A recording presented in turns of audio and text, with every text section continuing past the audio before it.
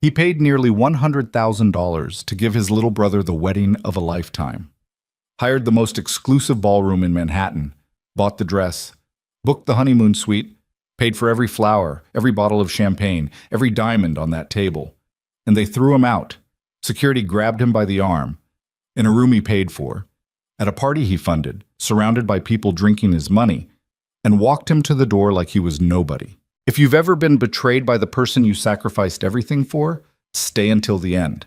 Like this video and drop your city in the comments. I want to see how far this story travels.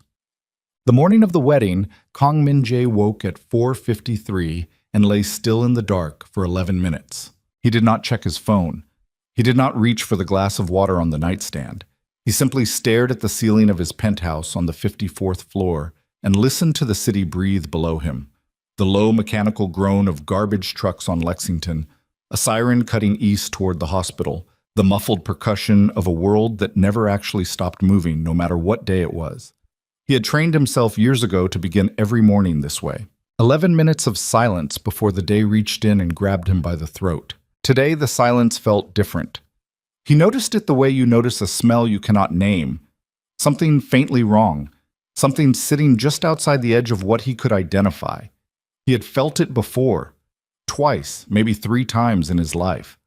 Once the night before his parents died. Once the morning he made his first real enemy in this city. And now, he pushed it down. He was good at that. Min-jae was 39 years old, and he had built, from absolutely nothing, with no safety net and no mercy from anyone, a legitimate empire that included 4 luxury hotel properties, a mid-sized shipping company operating across 3 continents, and an investment portfolio that 2 separate financial journalists had described in print as aggressively conservative and somehow always profitable. What those journalists did not write about, because they did not know, or because they were wise enough not to ask, was the other structure that ran beneath those legitimate foundations like a second skeleton. The network, the relationships. The kind of influence that did not appear on any balance sheet, but that made certain problems disappear before they became problems, and made certain people very careful about the choices they made in rooms where Min-jae's name came up. He was not a violent man by temperament. He was precise. He was patient. He understood leverage the way a surgeon understands anatomy, not as a tool of cruelty, but as a fact of the body, something that existed whether you acknowledged it or not, and something that could either be used correctly or could destroy you through ignorance. His people feared him because he was almost never wrong, and because when he was wrong, he did not repeat the mistake. He rose at 5 and dressed without turning on the overhead light. Black slacks, white dress shirt, the charcoal jacket he had purchased specifically for today and had hung on the back of the closet door since Tuesday. He stood at the floor-to-ceiling window and looked at the city for a long time, holding his coffee with both hands. Below him, Central Park was a dark rectangle carved into the grid of light. He had lived here for 6 years and he still found the view remarkable. Not beautiful exactly, more like convincing. Like an argument the city kept making about its own importance. Today was his brother's wedding day. He set the cup down and allowed himself briefly to feel it. Kang Hyun-woo was 29, 10 years younger. He had their mother's mouth and their father's stubborn set to his jaw, and absolutely none of either parent's capacity for silence. He talked constantly, through meals, through movies, through the rare evenings Min-jae managed to pull himself away from work long enough to sit in the same room with another human being. He laughed too loudly. He spent money carelessly on things that would not matter in 6 months. He had opinions about food that he expressed with a conviction better suited to international diplomacy. Min-jae had raised him. Not technically. There had been an aunt for the first 2 years after the accident, a stiff and exhausted woman in Flushing who fed them and kept the lights on and did not ask anything emotional of anyone, but practically, genuinely, in the way that counted. He had been 19 when their parents died and Hyun-woo had been 9, and Min-jae had looked at his brother's face that week and made a decision so simple and so total that it didn't even feel like a choice. He would take care of him. That was it.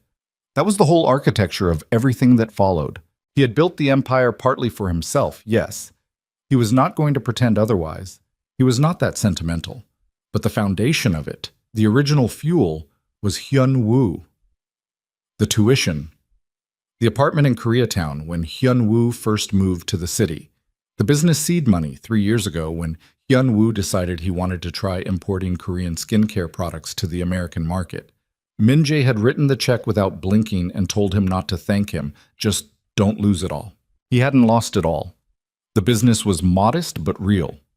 Hyun-woo was proud of it in a way that made Min-jae proud in return, which was one of the few emotions he could track clearly anymore. And then came Vanessa. Vanessa Whitfield had walked into Hyun-woo's life 14 months ago at a gallery opening in Chelsea that Min-jae had funded as part of a real estate development project. She was tall and composed with dark eyes that moved around a room like she was quietly calculating its worth. She laughed at exactly the right moments. She asked questions that made you feel like the most interesting person in the building. She had told Hyun-woo on their second date that her family had money but that she had walked away from it, that she couldn't stand the pretension, that she had chosen her own path, that she valued people over position. Hyun-woo had come to Min-jae's office 3 weeks later with that particular look he got, chin slightly elevated, something defensive already assembled behind his eyes, and said he was serious about this woman. Min-jae had asked the standard questions. How long have you known her? What does she do? What do you actually know about her family? Hyun-woo had answered all of them, and Min-jae had listened, and when Hyun-woo left, he had asked one of his people to run a quiet background on Vanessa Whitfield. Not an investigation, just the basic architecture. Who are the parents? Where is the money? What is the actual family situation? The report came back 2 days later. The family was real. The Whitfield name carried genuine weight in certain East Coast social circles. Old money, not generationally ancient, but solidly established. The kind of comfortable that didn't need to announce itself. The estrangement story checked out on the surface. There had been a visible falling out roughly 4 years earlier. Some social media evidence, mutual unfollowing, the absence of family photos after a certain date. Nothing dramatic, nothing publicly documented, just the quiet withdrawal that rich families sometimes performed when they disagreed about something they considered private. Min-jae had filed the report in a drawer and told himself it was enough. That was the first mistake. The wedding venue was the Grande Meridian, a converted Gilded Age building on Park Avenue that had been a private bank in a previous life and now hosted approximately 40 events a year at rates that made people quietly reconsider their life choices. Min-jae had rented the primary ballroom and 2 adjoining reception rooms for the full day at a cost of $31,000, which did not include catering, florals, entertainment, photography, or the bridal party accommodations on the 8th floor. He arrived at 9 in the morning, 5 hours before the ceremony, because that was his nature. He needed to walk the space. He needed to see the setup and verify that everything that was supposed to happen had happened, and that the people he was paying understood that he noticed details. The venue coordinator was a thin, efficient woman named Patricia, who had coordinated events at the Grande Meridian for 11 years, and who therefore understood, better than almost anyone in her industry, the difference between a client who asked questions and a client who already knew the answers. She recognized Min-jae as the latter the moment he walked through the service entrance and began moving through the ballroom with his hands clasped behind his back. Everything looked correct. The floral arrangements, white orchids and pale green eucalyptus, Hyun-woo's request, were positioned exactly as specified. The round tables were dressed in ivory linen with crystal centerpieces that caught the morning light coming through the tall windows on the south wall. The bar setup along the east wall was being stocked by 2 young men in white shirts who moved with the practiced efficiency of people who had done this hundreds of times. Min-jae stopped at the head table and looked at the seating arrangement that had been printed and framed on a small easel near the entrance. He was at table 7. He stood with that information for a moment. Table 7 was a guest table. A good guest table. Well-positioned, nothing insulting about the location, but a guest table, not the family table. Not next to the couple or the bridal party. A guest table with people he didn't know, placed there by someone who had organized this seating chart. He picked up the seating card with his name on it. Kang Min-jae. Clean lettering. Correct spelling. He set it back down without expression and continued his walk through. Patricia appeared at his shoulder and began explaining the catering timeline. He listened. He asked 2 questions about the kitchen setup and 1 about the sound system. He did not mention the seating chart. He had learned decades ago that the most useful information came from pretending you had not yet seen what you had already seen. The ceremony itself was held in the smaller adjoining room that had been dressed with a white draped arch and rows of chairs tied with ivory ribbon. 212 guests. Min-jae counted by habit. He sat in the third row and watched his brother walk to the front of the room with the slightly dazed expression of a man who had arrived at a thing he had wanted so badly that the reality of it had not yet fully connected to his body. Hyun-woo was wearing the suit Min-jae had paid for, a dark navy Italian cut that made him look older and more serious than usual, which was the goal. He was handsome in an uncomplicated way, the kind of face that made people trust him quickly, and Min-jae watched him and felt something complicated move through his chest. Vanessa appeared at the end of the aisle in the dress. The dress had cost $14,000. Min-jae had written that check directly to the designer's studio in Midtown after Vanessa's mother, a woman named Constance Whitfield, who supposedly had been estranged from her daughter, but who had somehow known the exact designer and the exact silhouette, had mentioned to Hyun-woo that Vanessa had always dreamed of a specific gown. Hyun-woo had relayed this to Min-jae with an apologetic shrug. Min-jae had paid it without discussion. Vanessa looked extraordinary in it. That was simply true. She moved with the precision of someone who had been trained to enter rooms, and the dress fell around her like it had been built for no other purpose. She was beautiful, and she knew it, and she wore that knowledge the way certain people wore expensive watches. Not to show it to you exactly, but in a way that expected you to notice. She walked to her groom, and Min-jae watched her face. She was smiling. The smile was perfect. It was the right size and the right warmth, and it reached her eyes at exactly the correct moment. And Min-jae, who had spent 20 years reading people in rooms where misreading a face could cost you everything, watched that smile and felt the thing from this morning return. The something wrong. He could not locate it. It was just a frequency, just a vibration below what he could articulate. He filed it and watched and said nothing. The vows were exchanged. The room applauded. Hyun-woo kissed his bride with an earnestness that was almost painful to witness. And when he pulled back, he looked like a man who had just solved a problem that had been troubling him for years. Min-jae clapped with everyone else. The reception began at 2 o'clock, and by 2:15 Min-jae knew something was wrong, in a way he could now begin to name. He had positioned himself near the bar during the cocktail hour and watched the Whitfield family move through the space. There were 11 of them. Not the small, fractured group of estranged relatives you might expect from a family described as distant. 11 people, 3 generations, dressed in a way that communicated not just wealth, but comfort, inside wealth. The grandmother wore a strand of pearls that had not come from a department store. The 2 Whitfield uncles had the unhurried posture of men who had never once been rushed by anyone they needed to impress. Constance Whitfield herself moved through the room with a warmth that was calibrated precisely to whoever she was speaking to. Broad and generous with the wedding planner, curious and attentive with the photographer, and when she turned briefly in Min-jae's direction, briefly, just a flicker, something that closed. Not hostile, not dismissive, something more considered than either of those, like a door that had been shut and locked before he could see what was inside. He watched Constance cross to where Vanessa was standing with 2 bridesmaids and touch her daughter's arm and say something low, and Vanessa's eyes moved across the room. Not to him, not quite, but in his direction. And there was a beat, very short, and then Vanessa laughed at something one of the bridesmaids said and turned her back. Min-jae drank his water and processed this. He moved through the cocktail hour with the measured ease of a man who had attended 500 events he did not want to attend and knew how to inhabit a room without drawing energy from it.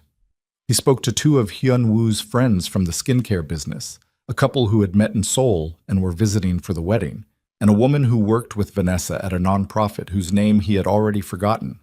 He was polite.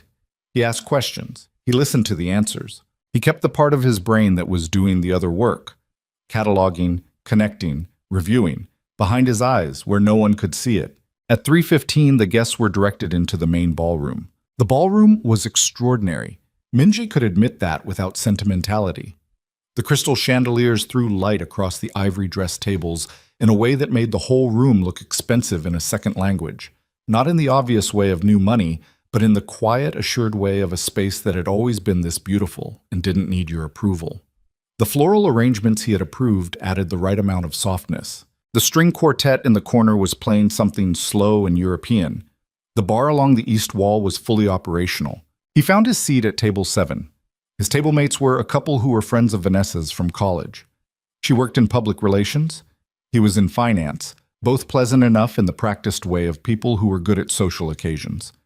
A woman who was apparently Vanessa's former supervisor at the nonprofit. An older Korean man who had worked with Hyun-woo's business partner and who Min-jae recognized slightly but did not know well. And 2 empty seats. He sat. He introduced himself. He poured water. He noticed that the head table, 20 feet from where he was sitting, held Hyun-woo and Vanessa flanked by their respective wedding parties. 8 people in total, plus Constance Whitfield and her husband, and what appeared to be Vanessa's paternal grandmother. There was a specific seat at the head table, slightly removed from the wedding party proper, but still clearly positioned as family, that had been occupied during the cocktail hour by one of the Whitfield uncles but was now empty. That seat was the right size for him. He did not say this out loud. He filled his water glass and looked at the room and breathed. The dinner service was immaculate, as it should have been, because he had paid for the catering package that included the executive chef and the full sommelier rotation and the warm bread service that cost $700 more than the standard option, because Hyun-woo had mentioned once, offhandedly 2 years ago, that he loved really good bread at restaurants, and Min-jae had remembered that the way he remembered everything that mattered to the people he was responsible for. He ate. He participated in the table conversation enough to be present without being memorable. He watched. At 4:40, he excused himself to use the restroom and took a slightly longer route back through the corridor adjacent to the bridal suite. Not for any particular reason, just the habit of moving through a space and learning its geography. He heard voices through a partially open door. He would not have stopped. He was not the kind of man who gathered information by loitering in hallways. But he caught his own name, not Min-jae, not even his full name. A name. The ATM. He stopped. The voice was female. Not Vanessa. Older. Constance. Honestly, the whole thing is almost too easy. Hyun-woo just goes to the ATM and comes back with whatever we need. You would think a man who runs whatever it is he runs would be a little more... Another voice, a younger woman, laughing. He doesn't even ask questions anymore. Constance, the flowers alone. The flowers, the dress, the venue, all of it. And he sits there at table 7 like a good little... A pause. A beat. Something that was almost a laugh but landed differently. Hyun-woo was right. He has no one. He doesn't know what family feels like, so he pays for the performance of it. It's actually quite sad. Min-jae stood in the corridor. His heart rate had not changed. This was something he had noticed about himself over the years. His body was slow to register what his mind had already processed. He stood very still and breathed once and listened to the silence after the voices moved away from the door. He had no one. He walked back to table 7 and sat down and folded his napkin in his lap and looked at the room and thought about what he had just heard with the careful, impersonal attention he would have given to a problem in someone else's company. The ATM. He replayed every interaction with Constance Whitfield over the past 14 months. The phone calls he hadn't been on but Hyun-woo had relayed. The check requests that always came through his brother, never directly, always through Hyun-woo, always framed as something Vanessa wanted, always with that particular apologetic shrug that Min-jae had interpreted as embarrassment, but now understood was something different. The report in his drawer. The estrangement story that checked out on the surface. On the surface, he had stopped there. He had run a basic check and accepted what the surface showed him and filed it away because Hyun-woo was happy, and Min-jae had told himself that was enough. That was what it meant to let someone live their own life, that his brother was an adult who could evaluate a woman for himself. He looked at the head table. Hyun-woo was laughing at something Vanessa had said, his hand resting on the back of her chair, his face open and genuine and completely unguarded in a way that Min-jae recognized from childhood, from the weeks after their parents died when Hyun-woo had still not understood fully what had happened and would sometimes laugh at the television with that same complete surrender to the moment. No defenses, no awareness of what was waiting. The dinner plates were cleared. The speeches began. Hyunwoo's best man gave a speech that was funny and warm and landed well with the room.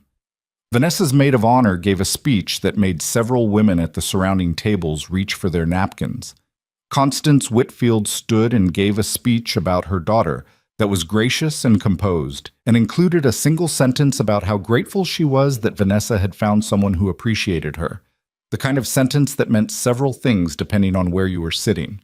And then the MC announced that there was one final speech from a member of the Whitfield family, and a woman Min Jae did not recognize, mid-40s, Vanessa's aunt, it emerged, took the microphone. She began warmly. She talked about Vanessa as a child. She told a story about a family vacation that made the room laugh. And then she shifted, and the shift was subtle enough that if you weren't watching carefully, you might have thought it was still part of the same sentiment. "We want to welcome Hyunwoo into our family completely," she said. "We truly do. And we hope that everyone here tonight feels welcome, truly welcome," as opposed to a pause, a smile that did not involve her eyes. Well, as opposed to feeling that a check can purchase what can only be given freely. The room did not immediately understand, but some of the people closer to the head table shifted. One of the wedding party women glanced toward someone, with an expression that was not quite surprise, more like confirmation of something already known. Min Jae understood.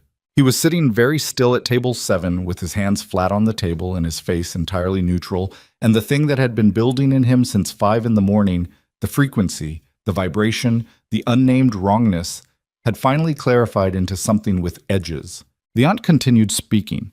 She said something about the importance of authenticity in family relationships. She said something about how real love could not be bought, or arranged, or orchestrated. She smiled throughout. The smile was very clean.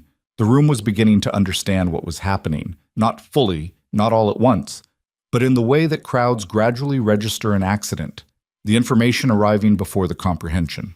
And then she said, "We particularly want to acknowledge that some guests tonight may have come with the expectation that generosity entitles them to belonging, that paying for a celebration makes you part of one. To those guests," the briefest pause, just long enough for her eyes to move across the room and land, once, precisely, on table 7. "We wish you a lovely evening." There was a silence of approximately 4 seconds. Then someone at a table near the bar started a polite, uncertain applause that spread through the room unevenly, the way applause does when people are clapping because they are not sure what else to do. Min Jae did not move. He was still sitting with his hands flat on the table and his face showing nothing, and he was looking at Hyunwoo across the room, and Hyunwoo was looking at his champagne glass and not at his brother. And that more than the speech, more than a TM, more than the seating chart, that was the thing that settled it. His brother had known. 2 minutes later, a man in a black suit with an earpiece appeared at his shoulder. "Security." One of the venues. He leaned down and said quietly that he had been asked to let Mr. Kang know that the remaining portion of the evening was intended to be a private family celebration and that arrangements had been made for his car to be brought around. The table had gone very still. Min Jae looked at the security man for a moment. Then he folded his napkin. He set it on the table with the precise care of someone placing something down that they intend to pick back up. He stood. He walked with complete composure through the length of the ballroom. 200 guests in a room he had rented, drinking champagne he had purchased, sitting in chairs covered with linens he had paid for. And he walked out of the double doors at the rear of the room, and he did not look back. In the corridor he stopped. He took out his phone. He called Yoon Seo-rin. Yoon Seo-rin had been Min Jae's attorney for 7 years. She was 42, had graduated from Columbia Law 3rd in her class, and had the specific quality of being someone who understood immediately when a call was not a call, but a deployment. She answered on the second ring. "Where are you?" he said. "Home." "What happened?" He told her. Not the emotional version, the factual version, venue, contract holder, payment records, itemized costs. He spoke for 4 minutes without stopping. When he finished, there was a brief silence. "Every contract is in your name," she said. "Confirm it." "I drew them up myself. The venue, catering, florals, photography, entertainment, honeymoon suite. All of them. Every check came from your business account. Legally, the celebration is yours to terminate." He stood in the corridor and looked at the door to the ballroom. "How long do you need?" he said. "To review them? I have digital copies. Give me 20 minutes. "You have 10. He put the phone in his pocket and walked back toward the ballroom doors and stood outside them and listened to the music and the voices and the sound of his money being spent by people who found him sad. Seorin called back in 8 minutes. "Every contract is clean," she said. "You are the named party on all of them. Legally, the services were contracted by and for you. You have the right to terminate." "What about the guests?" "Invited to your event, your venue, your food and drink. There is no legal obligation to the guests of an event you are terminating." "And the vendors?" "All have termination clauses, standard. You'll forfeit the deposits, which you've already paid, but the active services can be stopped." Min-jae absorbed this. "Are you sure about what you want to do?" Seorin said. She was not a sentimental person, but she asked the question without condescension. He thought about Hyun-woo looking at his champagne glass. He thought about the aunt's smile moving across the room to table 7. He thought about ATM spoken in the warm corridor of the Grande Meridian with 200 people 20 feet away eating the food he had bought them. "Send me the venue manager's personal number," he said, "and then get to the office. I need you available." He put the phone away. He straightened his jacket. He looked at the ballroom doors. He had not been angry like this in years, not the hot, uncontrolled kind that young men felt before they learned better. The specific cold anger of someone who has been precisely, deliberately, and successfully deceived by a person they chose to trust. He pushed open the ballroom doors. He walked to the stage where the MC was standing near the podium, reviewing something on a clipboard. The MC looked up and started to say something, and Min-jae took the microphone from the stand without breaking stride, and the MC took one look at his face and stepped back. The string quartet trailed off. 200 heads turned. Min-jae stood at the podium in the charcoal jacket he had bought for this specific day and looked at the room for a moment without speaking, and the silence spread from the stage outward like something dropped in water. He found his brother's face at the head table. Hyun-woo was looking at him now. Finally. And his face had gone the color of old chalk. Min-jae brought the microphone up and spoke clearly into the quiet room.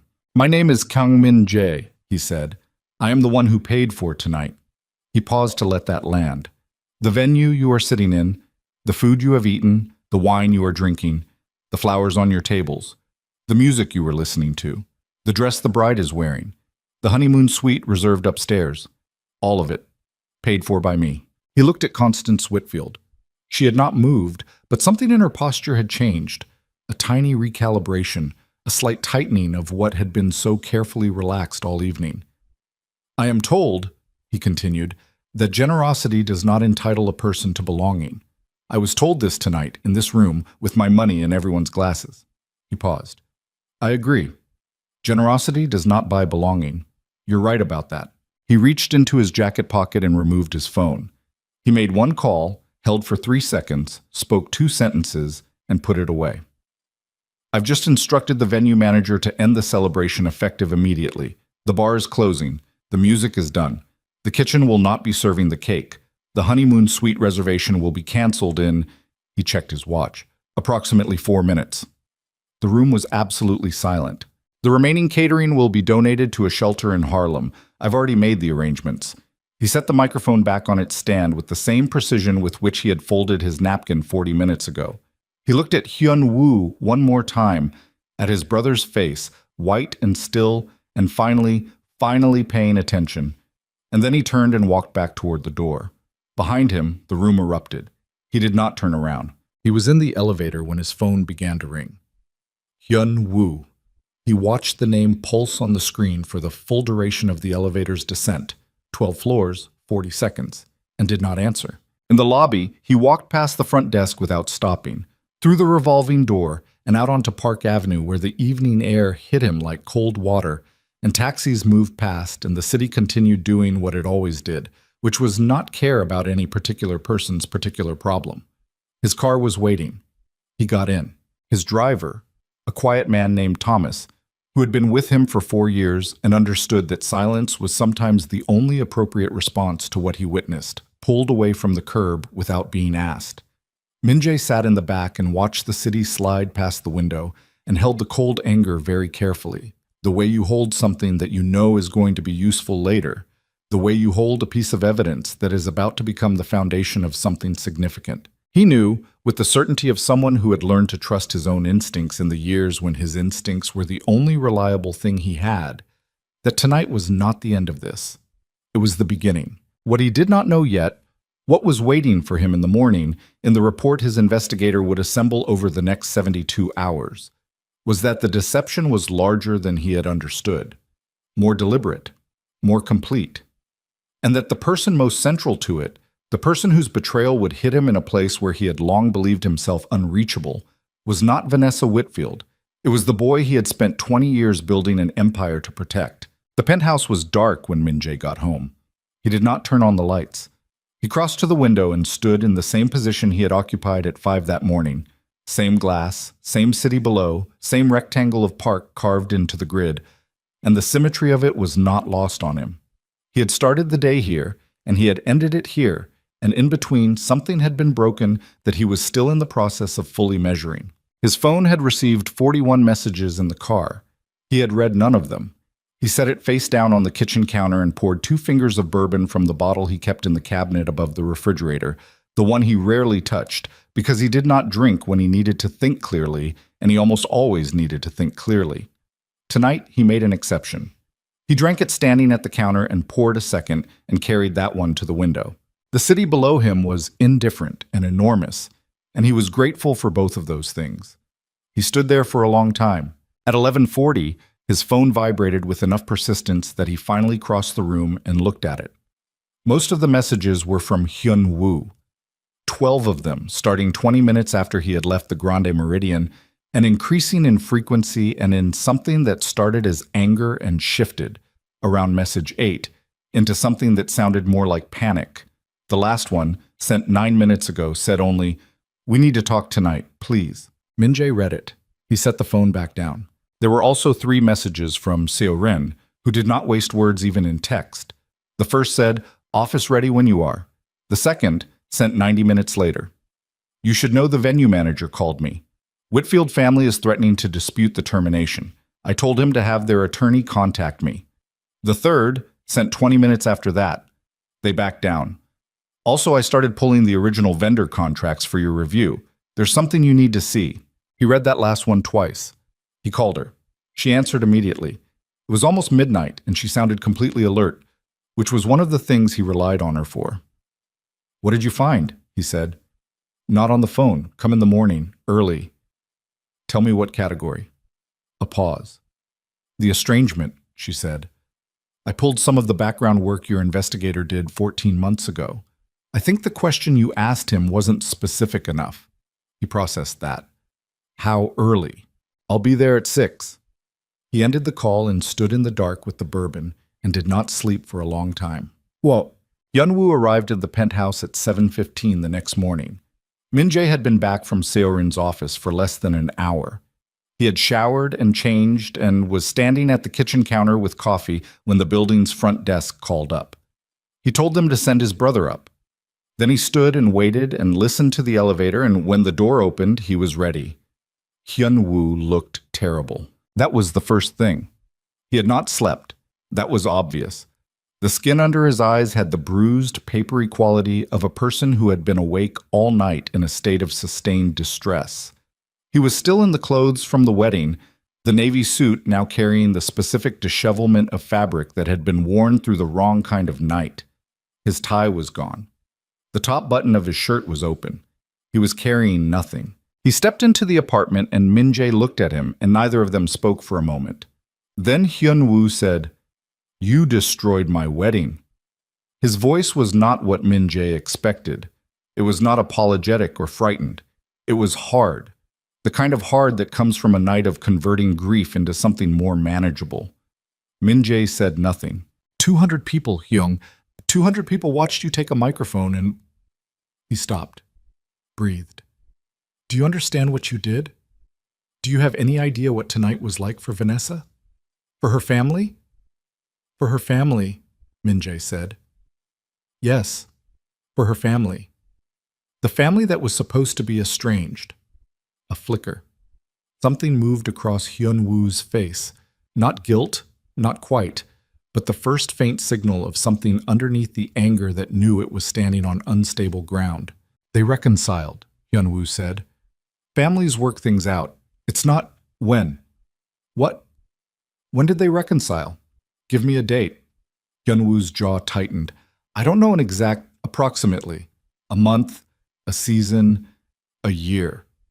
Why does that matter right now? Because, Min-jae said, I spoke to my attorney this morning, and the question of when the Whitfield family reconciled turns out to be a more interesting question than I understood when I first looked into Vanessa 14 months ago. He picked up his coffee. Sit down. I don't want to sit down. Hyun-woo.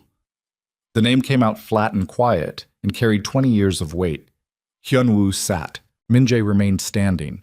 He set the coffee down and looked at his brother, at the tired, defensive, frightened face of the person he had organized his entire adult life around, and chose his next words with the care he usually reserved for rooms where the wrong sentence could end a business relationship permanently. Seorin found something, he said. When she pulled the background work from 14 months ago, she noticed that the investigator I used ran his check on Vanessa Whitfield as an individual. He verified her employment, her apartment, her financial situation. He found the social media evidence of the estrangement, and he stopped there because that was what I asked him to look for. He paused. He didn't run a check on the Whitfield family's activity during the same period. Specifically, he didn't look at the family's social calendar, their event attendance, their public appearances. Hyun-woo was very still. Seorin spent 2 hours this morning pulling publicly available records, society pages, charity gala photographs, a profile in a Connecticut lifestyle magazine from 18 months ago. Min-jae looked at him. The Whitfield family appeared together, publicly, as a unit, with Constance and Vanessa photographed together at a benefit dinner 11 months before you and Vanessa met at that gallery. The room was quiet. 11 months before, Min-jae said again, because he wanted it to sit in the room. Which means the estrangement story Vanessa told you, the story I was told, the story that made her seem like someone who had chosen integrity over inherited money, was not true 14 months ago when you met her. It was already over. Hyun-woo opened his mouth, closed it. And the gallery opening, Min-jae said, where you met. That event was funded through one of my real estate development subsidiaries. It was publicly listed in the event program. My name was on the program. He let that land. Hyun-woo's face had changed. The hard surface had developed a crack, thin but real, running through the manufactured anger from the night before. Hyun-woo, Min-jae said, I need you to tell me the truth, not the version you decided on last night while you were putting your anger together, the actual truth. Did you know? The silence that followed was 8 seconds long. Min-jae counted. It's not, Hyun-woo started, stopped. His hands were flat on his knees and he was looking at a point on the floor between his shoes. It wasn't like some conspiracy. It wasn't, did you know that her family wasn't actually estranged? A breath. Yes. The word was very small. It fell into the room and did not make much sound, but it changed the acoustics of everything. Min-jae stood with it. He breathed once. He had told himself in the car from Seorin's office that he was prepared for this. He had told himself it was a logical conclusion, that the evidence pointed here, that he had already processed the possibility. He had been wrong about how it would feel. How long have you known? He said. Since, Hyun-woo's voice broke slightly on the word and he stopped and rebuilt it. Since about 2 months after we started dating, she told me. She said it was a simplified version she told people because the real family situation was complicated and she didn't want to lead with all that. And you believed her. I loved her. That's not what I asked. Hyun-woo looked up. His eyes were red at the edges, which could have been from the sleepless night or from something else. I believed her because I wanted to, because she was... He stopped. Something moved through his face that was genuinely painful to look at. Because the alternative was to be the guy who suspects his girlfriend of everything, and I didn't want to be that. You're already that. You do that for both of us. I didn't want... Did you know she knew who I was before you met? The silence this time was longer. Hyun-woo. She said she'd seen my name in the program and thought it was interesting that you... Did her family know? His brother's eyes dropped back to the floor. Did her family specifically target you because of me? Nothing. Say it, Min-jae said. Not loud, not cruel, just flat and certain and requiring an answer. Hyun-woo's voice, when it came, was barely above a murmur. Constance mentioned it once. She said it was fortunate that Vanessa had found someone whose family was in a position to... She said it was a good match. Practically. Practically. I told myself she just meant financially compatible. That it was just... You told yourself. Yes. Min-jae picked up his coffee and walked to the window and stood with his back to his brother for a moment. The city was doing its morning thing. Delivery trucks, a helicopter low over the park, the specific dense noise of 8 million people starting a Tuesday. He breathed. He thought about the 9-year-old sitting in a Flushing apartment, not yet understanding that both his parents were gone, and Min-jae beside him doing the math of what that meant in practical terms, in terms of what needed to happen next, in terms of who was going to do it. He had done it. He had done all of it. And Hyun-woo had sat in Constance Whitfield's living room and allowed himself to be told that his brother's money was a practical advantage and had chosen to continue. He turned around. "Get out," he said. Hyun-woo looked up sharply. "Min-jae, I'm not going to do this today. I'm not ready to have the conversation that comes after this one. Get out and don't come to this building until I call you." "You can't just..." "Hyun-woo." The name again. Same register, same weight. "I am telling you, clearly and calmly, that you need to leave this apartment. If you love me even slightly, you will do that right now." His brother stood. He stood with the specific unsteadiness of someone who had come into a room expecting one fight and found a different, much larger one waiting for him. He looked at Min-jae with an expression that had finally dropped all its armor. No anger left, no defensive posture, just the face underneath. "I'm sorry," Hyun-woo said. Min-jae said nothing. Hyun-woo walked to the door. He stopped with his hand on the frame and didn't turn around. I didn't think you'd be..." He stopped. "I didn't think..." "No," Min-jae said. "You didn't." The door closed. Min-jae stood in the silence for a long time. The coffee in his hand had gone cold. He set it down on the windowsill and looked at the city and breathed very carefully and deliberately, the way you breathe when you are maintaining something that will shatter if you stop paying attention to it. He was back at Seorin's office by 9. She had the contracts spread across the conference table in chronological order, and she had been working since before 6, and there were 2 empty coffee cups near her elbow, and she looked at him when he came in and read his face and said nothing about what she saw there. Hyun-woo confirmed it, he said. She nodded once. She had expected this. That was one of the things about Seorin Baek. She did not perform surprise at conclusions she had already reached. "How much do we have?" he said. "Enough to make a case. Maybe enough for more than a case." She moved 2 documents to the center of the table. "I had my investigator start fresh last night. Not the original guy, someone better. He worked through the night." She tapped the first document. "The Whitfield family is in significantly worse financial shape than their public profile suggests. The old money is not as old as it appears, and there have been 3 years of quiet asset liquidations. The Connecticut house is mortgaged. 2 of the business interests Constance's husband runs are being dissolved." Min-jae looked at the documents without touching them. "The estrangement narrative was curated," Seorin continued. "We found the benefit dinner photograph, the one from 18 months ago. We also found communications suggesting that Vanessa's initial introduction to your gallery event was not accidental. We don't have direct proof of that yet. But the timeline is very clean and very suspicious, and a good lawyer..." She paused. "You are sitting across from a good lawyer." Min-jae sat down. For the first time in 36 hours, he felt the weight of the previous day land in his body all at once. Not emotionally, just physically. The specific exhaustion of a person who has been running on controlled adrenaline and who has now, briefly, stopped moving. "What are we looking at?" he said. "Legally. Fraud is a high bar. Intent is hard to prove without communications. But we don't necessarily need criminal fraud." She folded her hands on the table.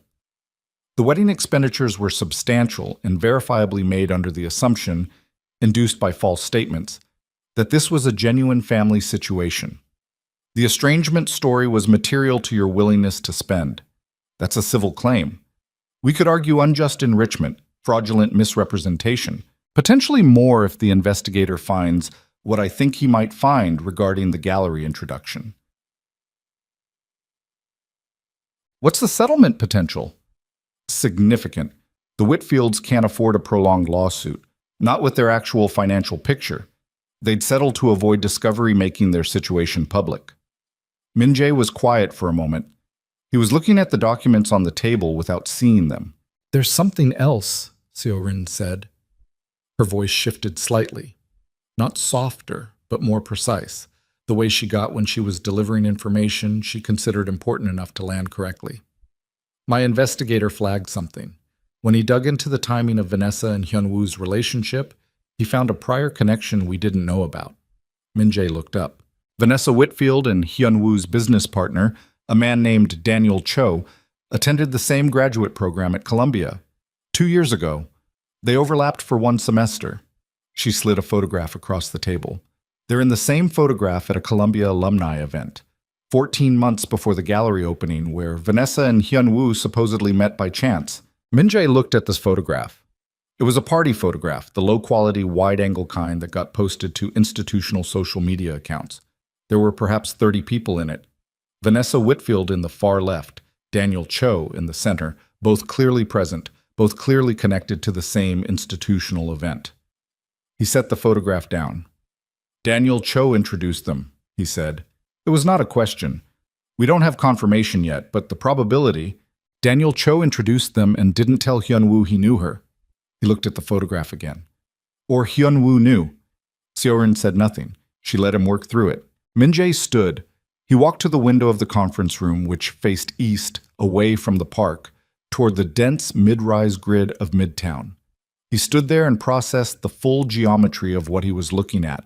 Not just the betrayal he had understood last night, not just the larger one his brother had confirmed this morning, but this new layer, this additional dimension that suggested the original point of contact had been engineered. A man he had indirectly funded, through Hyun-woo's business, through the seed money he had written without blinking, had potentially been part of the architecture that delivered his brother into this situation.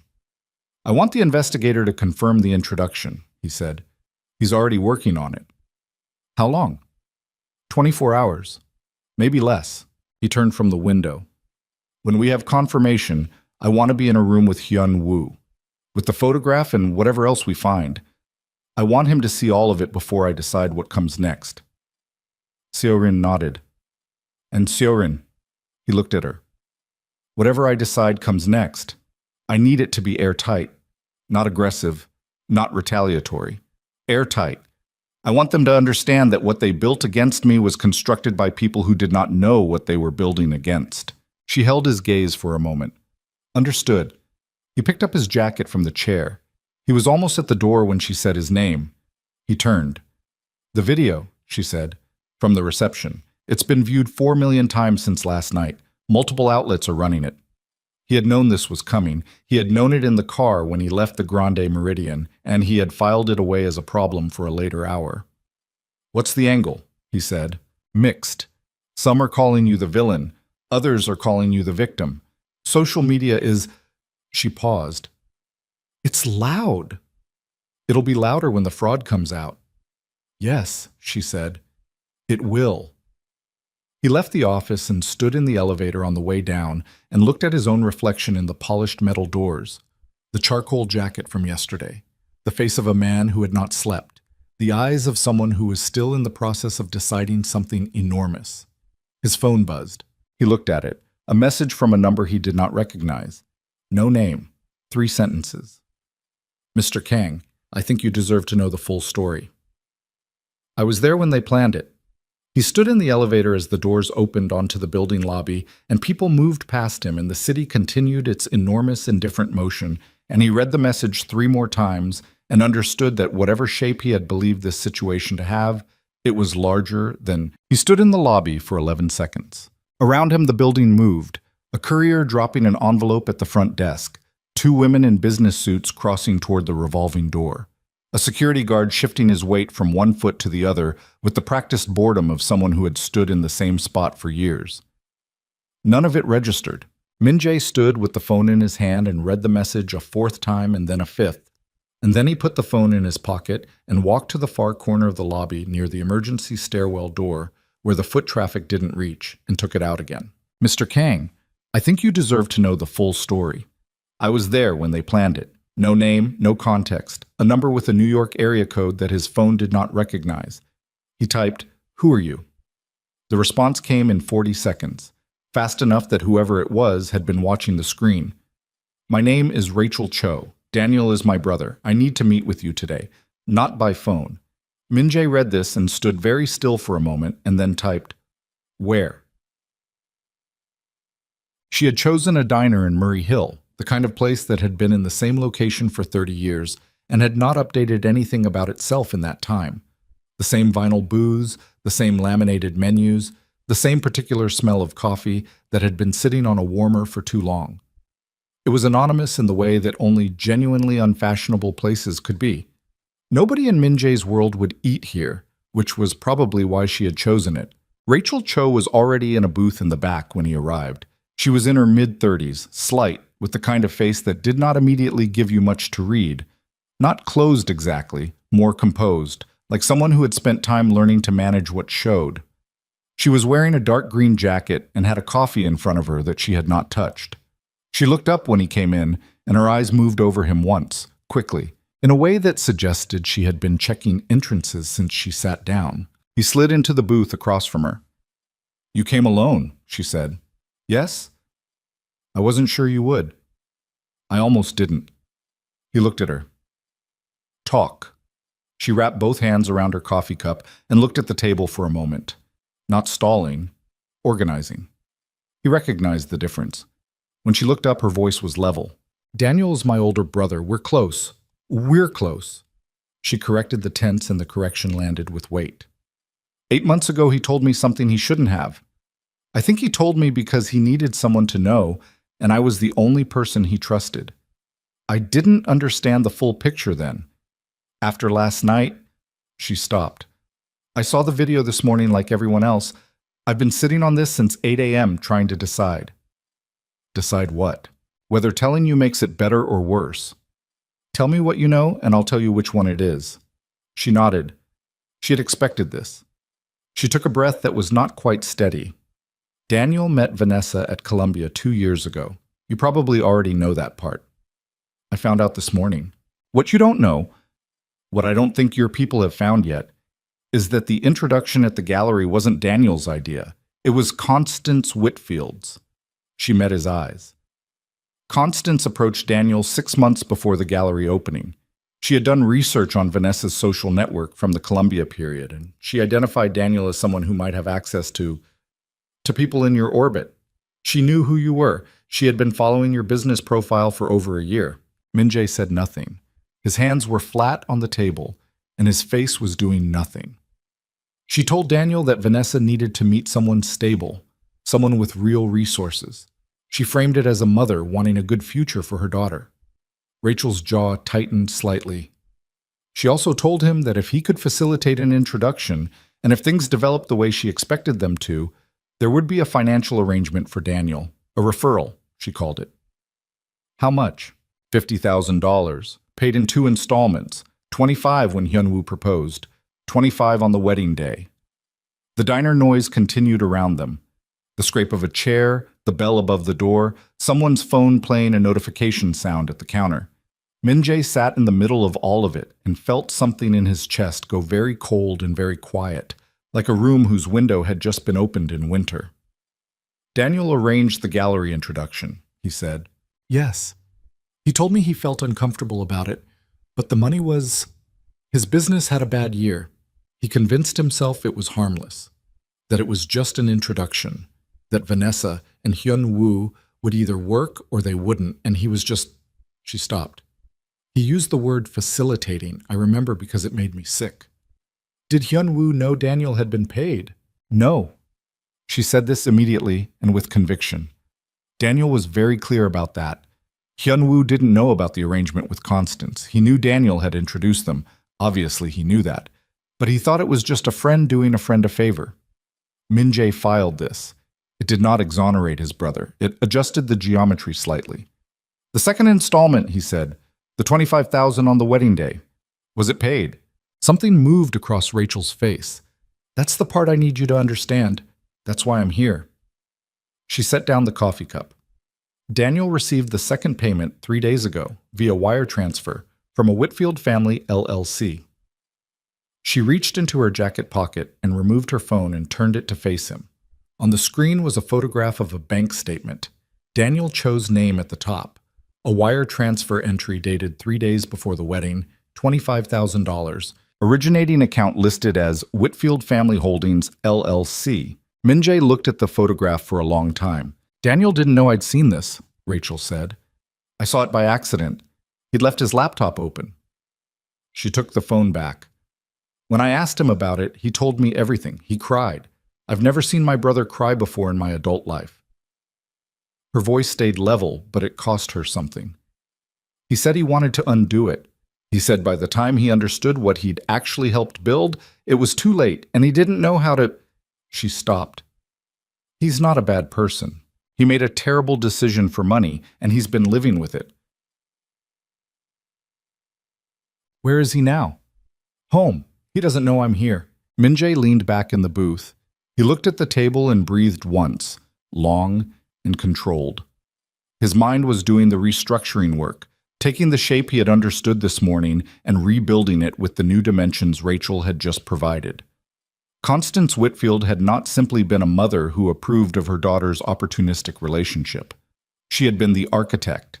She had identified him, researched him, located a point of access in Daniel Cho, and paid for a controlled introduction over a year before Hyun-woo and Vanessa met at that gallery. This was not opportunism. This was a plan. Does Vanessa know her mother engineered the introduction? He said.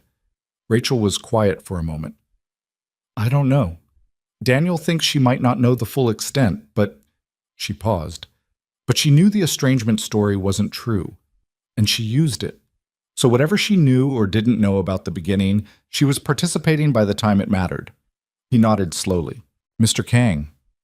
Rachel's voice shifted. It lost some of its composure. Not much, but enough. I'm telling you this because what happened to you last night wasn't random.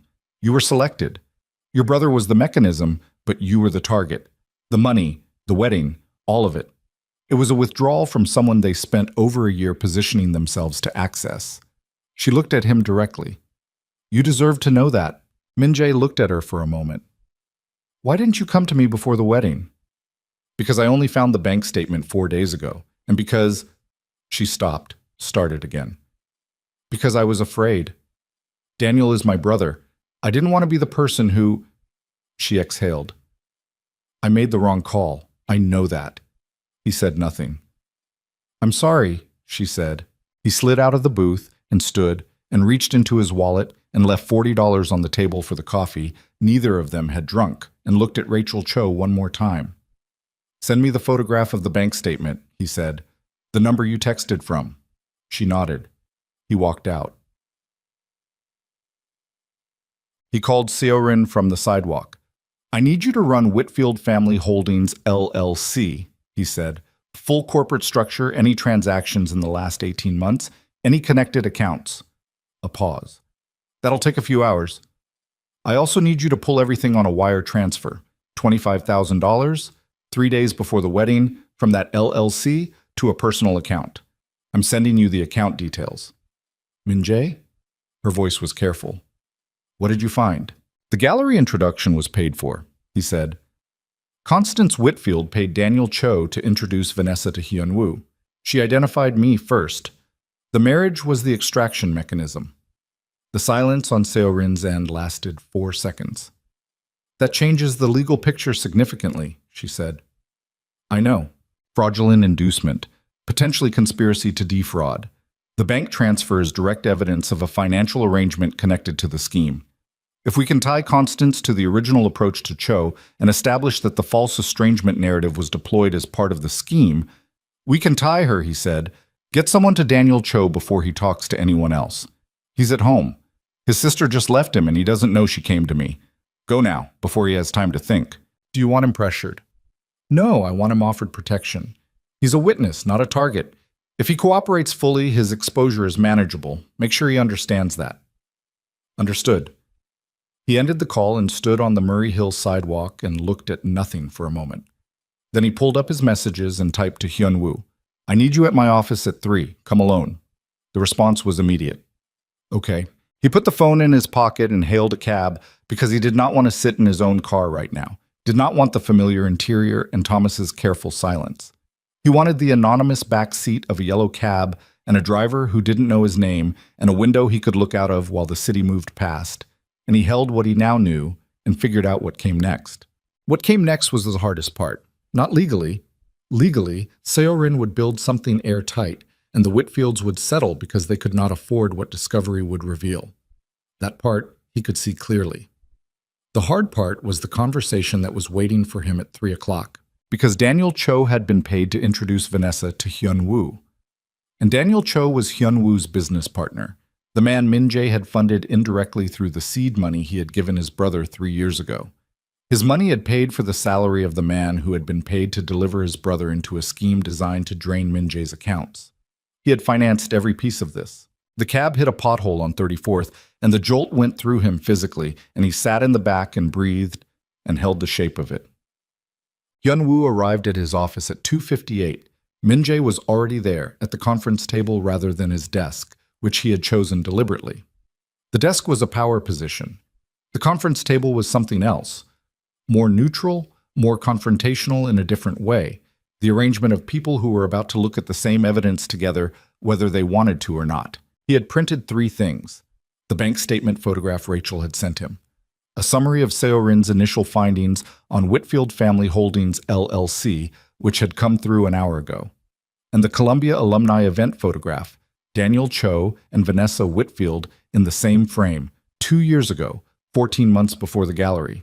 He placed them in the center of the table, face down. Hyun-woo came in and looked at him and at the table and sat without being told to. He had changed clothes. He looked slightly less destroyed than this morning. Showered at least, something closer to functional, though his eyes still had the rawness of someone who had passed through something they could not return from. "Did you eat?" Min-jae said. The question surprised Hyun-woo. "What?" "Today. Did you eat?" He blinked. "Yeah, something." Min-jae nodded. He turned over the first document, the alumni photograph. Hyun-woo looked at it. His brow came together. "That's the Columbia alumni event from 2 years ago," Min-jae said. "That is Vanessa. That is Daniel." Hyun-woo stared at it. "They went to Columbia at the same time. I didn't—" He looked up. "I didn't know they knew each other before." "Daniel didn't tell you." "No." His voice was shifting. "No, he never... He introduced us at the gallery and he said he'd seen her around, but he didn't..." He stopped. Something was happening behind his eyes, a reordering of information he had stored under a different label. He said she looked familiar, but he wasn't sure from where. Min-jae turned over the second document, the bank statement. He watched his brother's face. Hyun-woo read it. He read it again. His hand came up slowly and touched the edge of the paper without meaning to. A reflexive gesture, the way people touched things they weren't sure were real. Min-jae watched his brother's face process the name, the amount, the date, the originating account. "Daniel," Hyun-woo said. Not a question. Something below a question. $25,000. Paid 3 days before your wedding. This was the second installment. The first was paid when you proposed. Hyun-woo's hand had stopped moving. He was very still. Constance Whitfield approached Daniel approximately 6 months before the gallery opening. She had identified me as a target and Daniel as a point of access. She paid him to arrange an introduction between Vanessa and someone in my immediate network. The estrangement story was a tool, not just a casual lie Vanessa told, but a deliberate element of the scheme designed to make her seem independent of family money so that I would feel responsible for providing what she had supposedly lost. He laid it out without inflection, without editorial, the way he would have presented a business case to a board. He watched his brother take it in piece by piece, and he watched the color change in Hyun-woo's face. Not the chalky white of last night's shock, but something deeper, something with a different quality, more like the gray of someone who is suddenly cold in a room that has not changed temperature. She used me, Hyun-woo said. His voice was strange, quiet and stripped of everything that usually lived in it, the ease, the humor, the slight defensive elevation. Just the sentence, bare. To get to me, yes. He stopped. His jaw was working. Vanessa, did she know, from the beginning? I don't know the full extent of what Vanessa knew about her mother's arrangement with Daniel. What I know is that Vanessa knew the estrangement story was false and chose to use it. Whether she was a full architect or a participant who chose not to ask questions. Min-jae paused. That distinction may matter less than you think. Hyun-woo pushed back from the table suddenly, stood, walked to the window. He stood there with his back to the room and his hands at his sides, and Min-jae let him have the silence. After a long time, Hyun-woo said, 3 years. What? I've known Daniel for 3 years. I built the business with him. He was at... His voice caught. He pushed through it. He was at Mom and Dad's memorial with me, last year. He came with me because you were out of the country and I didn't want to go alone. A pause. He stood at that memorial with me and he had already taken their first payment. Min-jae said nothing. Hyun-woo turned from the window. His face had crossed into something Min-jae had not seen on it before. Not the raw pain of grief or the familiar frustration of their arguments or even the shock of this morning. Something harder. Something that had burned through the other layers and found something underneath that was less forgiving. What are you going to do? Hyun-woo said. Sue them. Civil fraud. Seo-rin is building the case. The bank transfer is direct evidence of the financial arrangement. Daniel's testimony, if he cooperates, confirms the scheme. We go after the Whitfields for the full cost of the wedding, damages, and whatever else Seo-rin can establish. And Daniel? The question sat between them. Daniel is a witness, Min-jae said. His cooperation determines his exposure. Hyun-woo looked at him for a long moment. And the business? Our business. The one you funded. That's a separate conversation. Min-jae. I said it's a separate conversation. Right now I need you focused on one thing. Seo-rin is going to need a formal statement from you about everything you knew, when you knew it, and what you were told. Specifically about the estrangement story and the timeline of when Vanessa corrected it. He looked at his brother. I need that statement to be complete. Nothing protected, nothing softened. You understand what I'm asking. You're asking me to testify against my wife. I'm asking you to tell the truth about what was done to both of us. Hyun-woo stood at the window with that for a long time. The afternoon light was coming through at an angle that caught the dust in the air and made the room look like something suspended, paused, waiting. Okay, he said finally. Okay. I want to talk to Daniel first. He said it quickly before Min-jae could respond. Before Seo-rin's people get to him. His voice broke once, just briefly. I need to hear it from him. I need him to say it to my face. I know it's not procedure. I know you'll say it could compromise the statement. I don't care. His eyes were direct, and there was something in them that was done negotiating. He stood at my parents' memorial. He was my business partner. I thought he was my friend. I need to hear him say it. Min-jae looked at his brother, at the man his brother had become in the last 18 hours. Not the careless, laughing, slightly reckless version that had been convenient and familiar, but something that had been burned down to a harder material underneath. He picked up his phone and called Seo-rin. Hold on, Cho, he said when she answered. Don't approach him yet. Give it 2 hours. A pause. That's a risk. I know, 2 hours. He ended the call and looked at Hyun-woo. 2 hours. Then Seo-rin's people will be at his door whether you're done or not. Hyun-woo nodded. He picked up his jacket from the chair. He was almost at the door when his phone buzzed. He looked at it and went completely still. Min-jae watched his brother's face. What? He said. Hyun-woo turned the phone around. It was a message from Vanessa. 4 words and a photograph. The photograph showed a document, a legal document, the header visible enough to read. A countersuit filing. Vanessa Whitfield versus Kang Min-jae.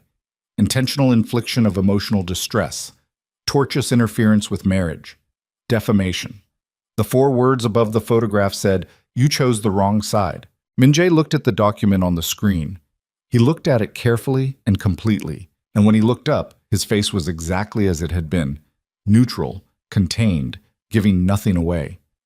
But something had shifted in the room, some atmospheric change, the specific pressure drop that happened before. The countersuit was filed at 4:17 in the afternoon. Min-jae knew the exact time because Seo-rin called him 40 seconds after it hit the court system, and her voice had the particular quality it got when she was managing something that had just become significantly more complicated. Not panicked, never panicked, but sharpened to a finer edge than usual.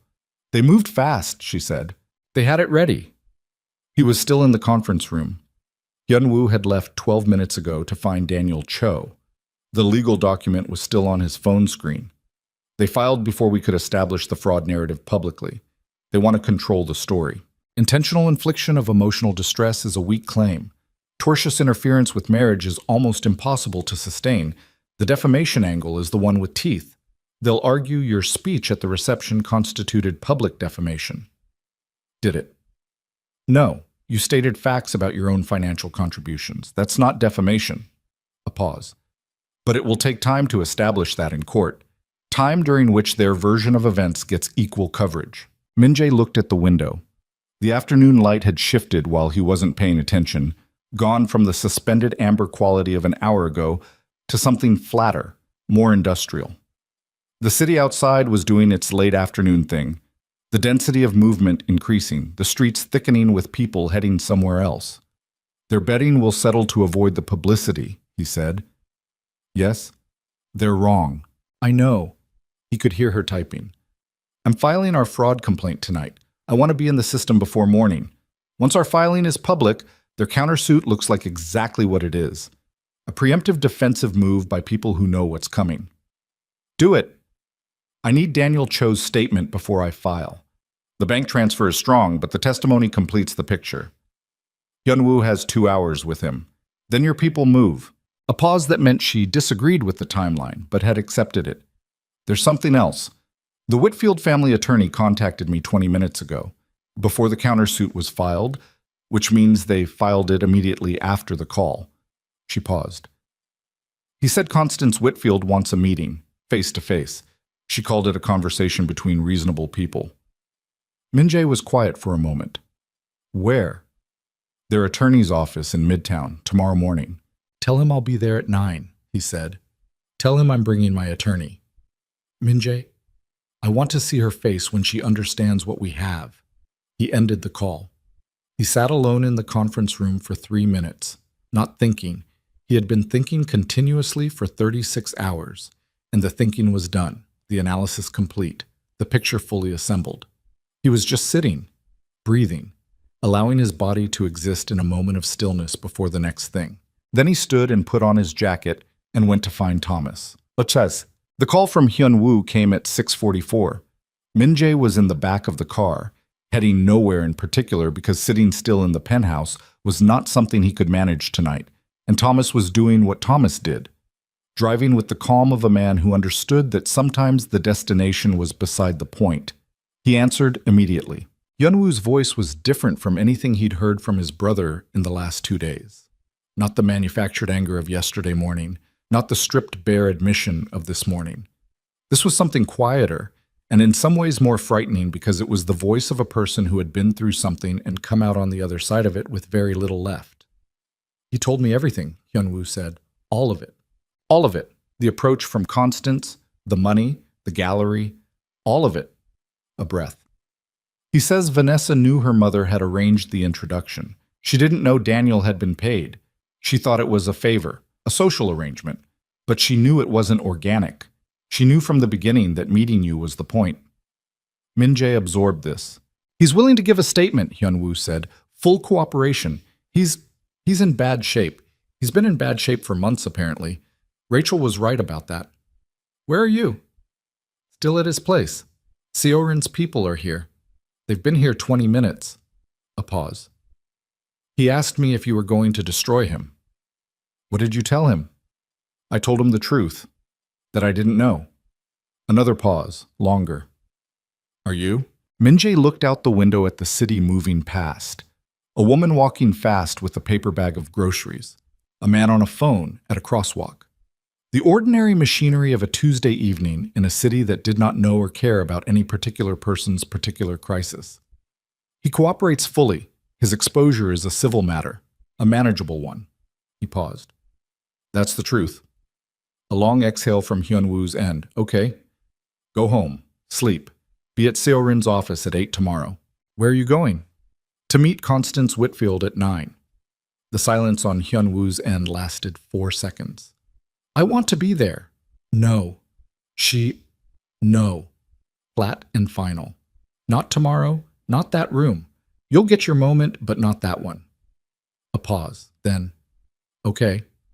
He ended the call and sat with the quiet. The attorney's office was on the 38th floor of a building on 52nd Street, the kind of office that communicated seriousness through the specific restraint of its furniture. Everything expensive, nothing showy, the aesthetic of people who did not need to prove anything to anyone who mattered. The reception area had real art on the walls, and a receptionist who said good morning with the practiced neutrality of someone paid to make powerful people feel appropriately received. Seo-rin was already there when Min-jae arrived at 8:57. She had a leather portfolio and the expression she wore when she had not slept enough but was not going to let that be visible in any way that mattered. She looked at him once and he looked at her, and they did not need to say anything about the night before or the filing or the 100 decisions that had happened between yesterday's conference room and this moment. They're inside, she said. Constance, her husband, their attorney, a second attorney I don't recognize. Second chair? I think so, someone younger, probably handling the countersuit specifically. She adjusted the portfolio. Our fraud filing went in at 11:40 last night. It's in the system. They know. Good. They were shown into the conference room at 9 exactly. Constance Whitfield was already seated at the far end of the table, and she looked.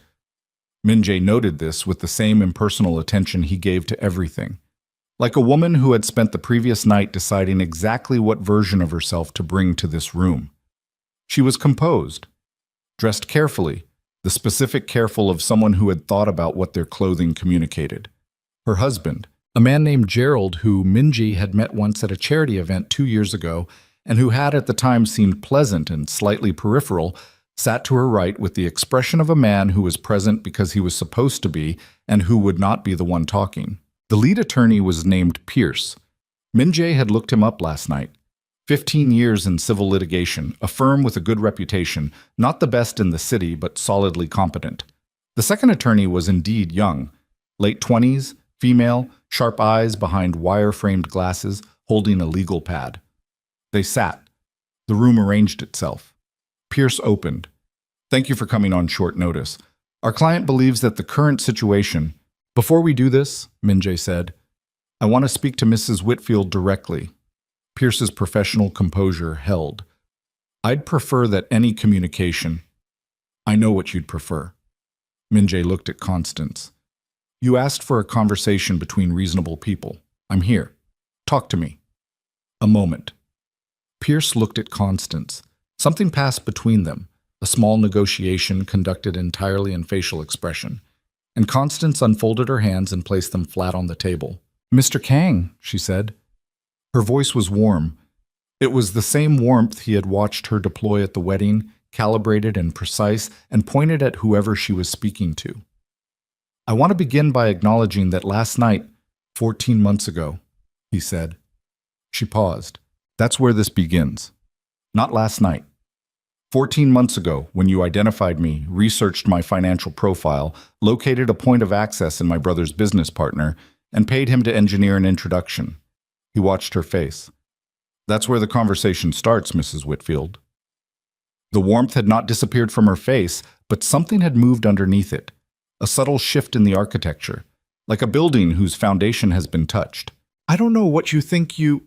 Daniel Cho gave a full statement last night.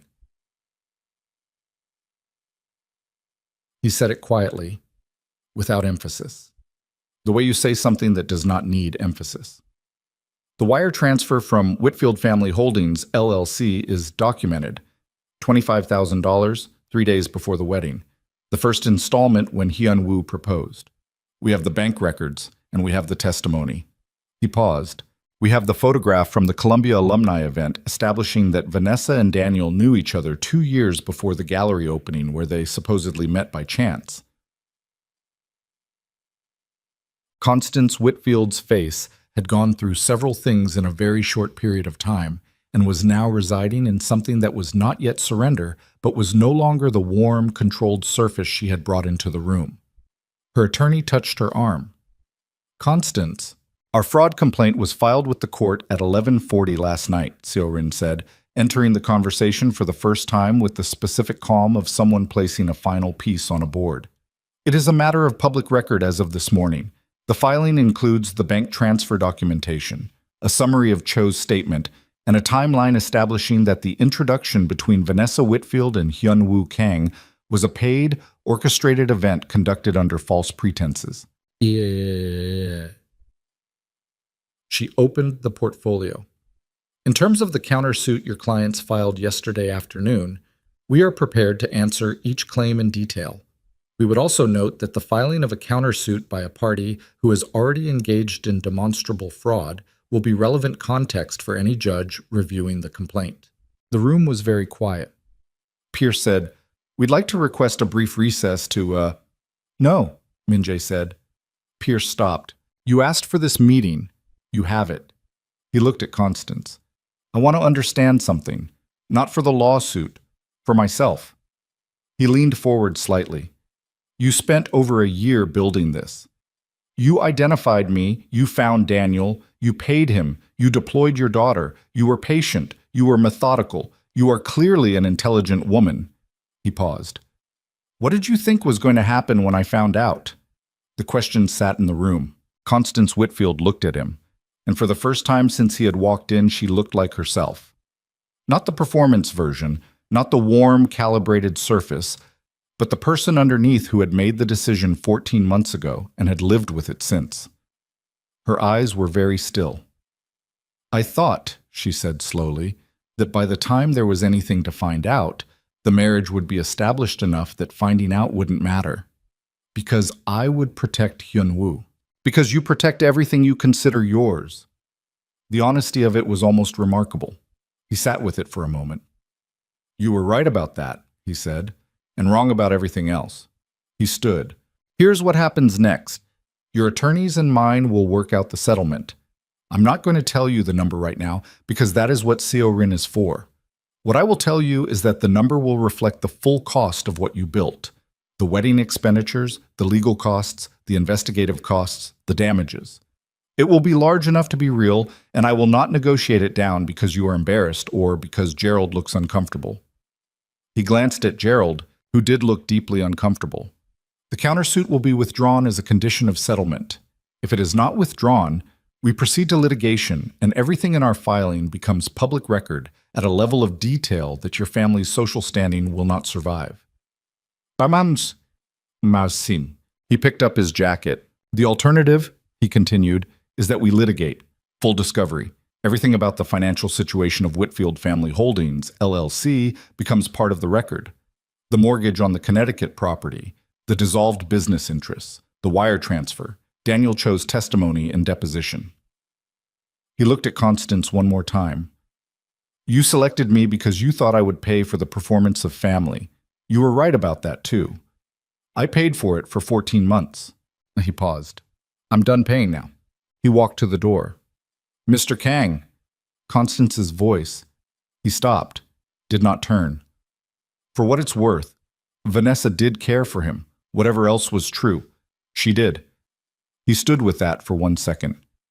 "It's not worth much," he said, and walked out. The settlement negotiation lasted 6 days. Min-jae was not present for most of it. That was Siorin's room, and he trusted her completely in it, and inserting himself would have been a way of managing his own anxiety rather than advancing the outcome. He went to his office. He dealt with the legitimate businesses.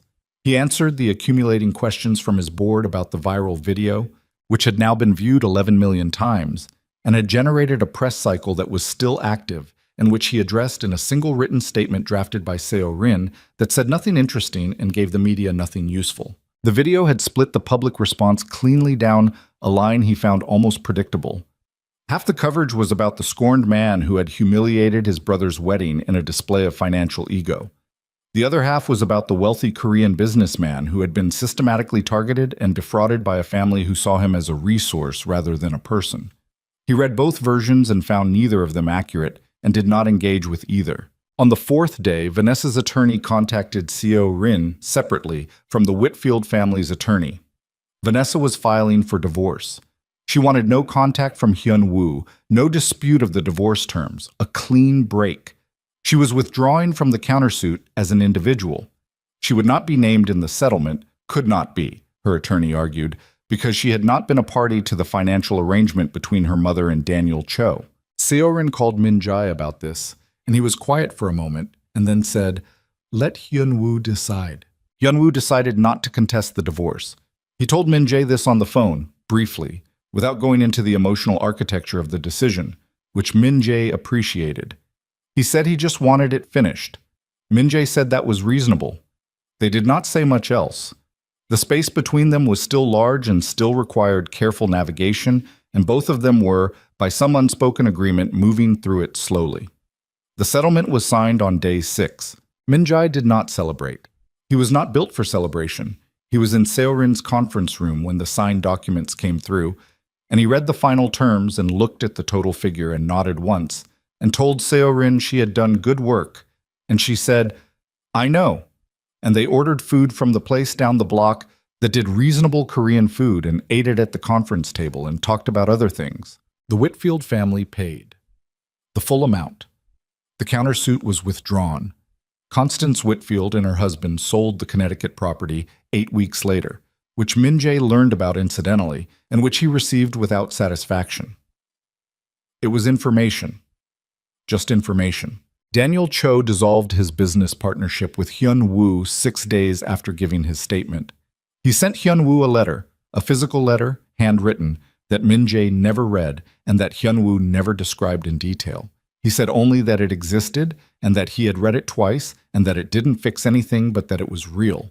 And Min Jae understood this and said nothing further about Daniel Cho. Vanessa disappeared from their lives with the clean efficiency of someone who had already prepared for this outcome. There were no dramatic final communications, no public statements, no social media activity. She was there and then she was not there, and the absence was its own kind of information about what had been real and what had been performance. Hyun Woo moved out of the apartment he had shared with her and found a smaller place in Brooklyn and went back to work and said very little. He called Min Jae on the 3rd Tuesday after the settlement in the evening and talked for 20 minutes about nothing important. A restaurant he had tried, something he had read, the specific quality of the Brooklyn light in October, and Min Jae sat in his penthouse and listened and understood that this was the form reconciliation was going to take for now, at least. Small, careful, the slow reconstruction of ordinary contact. He accepted this. He was not yet ready for more, and neither, he suspected, was Hyun Woo. Gotten. 3 weeks after the settlement, Min Jae was sitting in Seo-rin's office going through the financial accounting of the settlement funds when she slid a folder across the table. "This isn't legal work," she said. He opened it. It was a concept proposal. 3 pages, dense but organized, with numbers and a structural outline and a name at the top, New Horizon Foundation. He looked up at her. "I've been thinking about it since the settlement came in," she said. "The amount is significant, more than you need for personal restoration, more than makes sense to simply absorb." She tapped the folder. "There are people in this city who get used the way you were used, not always at this scale, sometimes at much smaller scales. People who get taken by the people they trust most and who have no resources, no legal access, no one who understands the mechanics of what was done to them." She paused. "You understand those mechanics better than almost anyone I know." Min Jae looked at the folder, at the name at the top, New Horizon. He turned the pages slowly. The proposal was detailed and serious, and Seo-rin had clearly been thinking about it for longer than 3 weeks. Legal aid, counseling access, financial literacy resources, a partnership structure with existing nonprofits, a board model that kept it insulated from the kind of mission drift that killed most foundations within a decade. He read it to the end. He set it down. "This is good work," he said. "I know." He looked at the window. Outside, the city was doing its October thing, the light different from September. Something in it that was more honest somehow, less forgiving. The clarity that came after the warmth was gone. Set up the incorporation, he said. Use the settlement funds as the founding capital. I'll match them from my personal account. Seorin nodded. She had expected this answer. She reached for the folder and then stopped. One more thing, she said. The foundation is going to need a trauma component. Someone who understands the psychological dimension of what happens to people when the betrayal comes from inside the family structure. She slid a single page across the table, a resume, printed cleanly, a photograph in the upper right corner. I know someone. She runs a program in Harlem currently, works with family abuse survivors. She's been looking to expand the model for 2 years and hasn't found the right infrastructure. Theorin paused. Her name is Amani Brooks. Min-jae looked at the resume. At the photograph, a woman in her mid-30s, direct eyes, the specific quality of someone who looked at you rather than past you. He read the credentials. He read the program description. He read the client impact summary at the bottom of the page. He set the page down. Outside, a siren moved through the city below, east to west, and faded, and the room was quiet again. Min-jae sat in that quiet and breathed and thought about a foundation and a woman's resume and the strange shape that a life could take when the thing you had built got destroyed and you had to decide from the rubble what came next. Set up a meeting, he said. Seorin reached for her pen. And Seorin, he looked at her. Make it a professional meeting, a proper one. I'm not... He paused, considered the sentence. I just want to discuss the foundation. Theorin's expression did not change.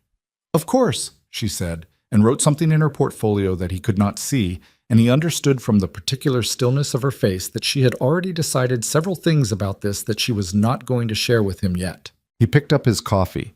It had gone cold while he was reading. He drank it anyway. The meeting with Amani Brooks was scheduled for a Thursday morning at 10 in a coffee shop in Harlem 2 blocks from her program office. Min-jae arrived first, which was his nature, and sat at a corner table and ordered water and waited. She arrived at 2 minutes past 10, which he noted not as a flaw but as information. She was not the kind of person who arrived early to establish territorial advantage, which already told him something about how she operated. She was wearing a dark blue coat over professional clothes, carrying a tote bag with papers spilling from the top in a way that suggested a person who managed significant complexity and had made peace with its visual evidence. She spotted him immediately and crossed the room without hesitation and put out her hand. Mr. Kang. Miss Brooks. Her handshake was direct. She sat without ceremony. She had already looked at him once, fully, in the way he recognized from people who were professionally trained to assess human beings quickly and accurately, and then moved past the assessment into the actual moment of being in the room with him, which was different from most people he met who spent the entire interaction subtly reviewing what they had first concluded. I read the foundation concept proposal, she said. Seo-rin sent it over. She did. She pulled a folder from the tote bag. I made notes. He looked at the folder. It was dense. She had been thorough. Tell me, he said. She opened the folder, and for the next 40 minutes, she took the proposal apart and rebuilt it, section by section, with the specific attention of someone who understood both the theory and the ground-level reality of what it was trying to do. She knew the gaps between legal aid frameworks and psychological recovery timelines. She knew which partner organizations were actually functional and which had good branding and poor execution. She knew the specific shape of trauma that came from family betrayal as distinct from other kinds. The particular damage of having the structure you built your safety inside be the thing that harmed you. She did not ask him why he was building this. He noticed this. Most people would have asked. The viral video was still available to anyone with a phone, and the story had been widely covered, and the connection between Kang Min-jae and a foundation focused on family betrayal was not a difficult inference. She had clearly made the inference and had chosen not to center it. She was here about the work. He found this not moving exactly, but notable. The way something structurally sound was notable. You recognized it because of the contrast with everything that was not. The trauma counseling component needs more infrastructure than the current proposal allocates, she said. The model I run in Harlem operates on a ratio of 1 counselor to 11 active clients. That's already too high. If you're scaling this to serve the population you're describing, You need to build the counseling capacity before the legal referral pipeline, not after. Otherwise, you'll create a bottleneck that burns out the clinical staff in 8 months and leaves clients in worse shape than before they came in. What ratio do you need? 1:7 to start. Then you assess at the 6-month mark. That's a significant staffing cost. Yes. She looked at him directly. Is that a problem? He looked at her for a moment. No. Something in her expression, not softening exactly, more like a slight recalibration, an adjustment of the initial reading she had made of him when she sat down. She made a note in the folder. They talked for another 20 minutes. He asked questions that were specific, and she answered them without padding. She challenged 2 of the structural assumptions in the proposal, and she was right about both of them, and he told her so without making it a compliment, just as information, and she received it the same way. When they were done, she closed the folder and looked at him. Why me? She said. Seorin said she recommended me, but you made the decision. There are other practitioners with comparable credentials who work in this space. He considered the question. Your program model, he said. The emphasis on the specific psychology of family source betrayal. The distinction between that and other trauma categories, he paused. Most practitioners treat it as a subset of general betrayal trauma. You treat it as its own category with its own recovery architecture. That's correct. And most people don't understand that it's correct.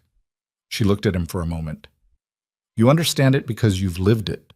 It was not a question, and it was not intrusive.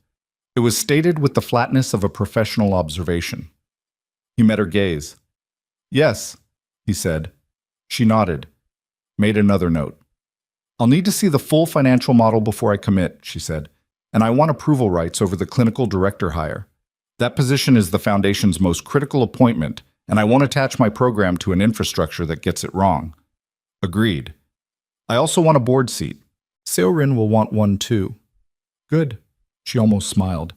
She seems like someone worth arguing with in a boardroom. He said, she is.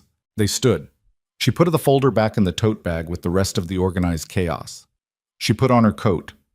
She looked at him one more time with the same direct reading she had done when she sat down, and this time the assessment was slightly different. He could not have named the difference. He was usually better at reading people than he was managing to be in this particular moment, which was itself unusual. Thursday works, she said. I'll have the financial model questions to Seorin by end of week. I'll have the full budget breakdown to you by Wednesday. She put out her hand again. He shook it. She walked out. He remained at the corner table for a moment and looked at the door, and then at the water he had ordered and never drunk, and then at the city through the coffee shop window.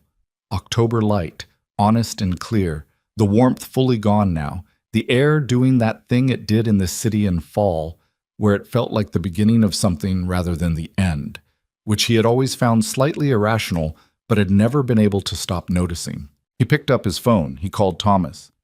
Ready? He said. He walked out into the October morning, and the city closed around him, and he stood on the sidewalk for a moment before getting in the car, and he breathed and felt something he had not felt in a long time. Not happiness exactly, not yet, but its precursor, the specific opening of a space where something might eventually grow, the way ground felt after it had been cleared of everything that was growing in it wrong. He got in the car. Where to? Thomas said. Min-jae looked out the window. The Harlem street was moving around him. A school group on the sidewalk, a food delivery cyclist threading between stopped cars, 2 women talking outside a laundromat with the ease of a conversation that had been going on for years. The office, he said. He had work to do. The New Horizon Foundation opened its doors on a Wednesday in February, 4 months after the settlement was signed. Not with a press event, not with a ribbon cutting or a reception or any of the ceremonial architecture that organizations use to announce themselves to the world. Min-jae had been explicit about this. The foundation would open when the clinical staff were in place, the legal aid partnerships were operational, and the intake process was ready to receive actual people with actual problems. Not a day before, and not with fanfare. Seorin had argued mildly for at least a soft launch event, something modest, something that established the foundation's public presence in a way that would support future funding conversations.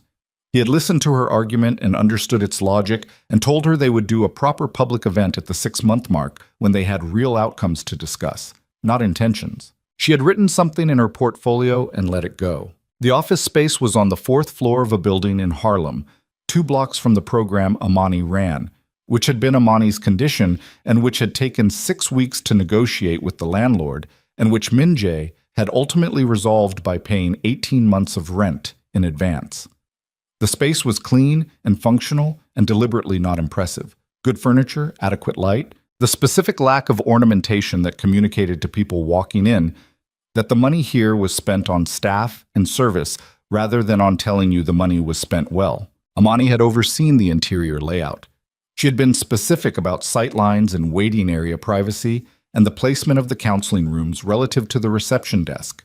She said that people who came here would already be in a fragile state and that the physical environment either helped or made it worse, and there was no neutral option.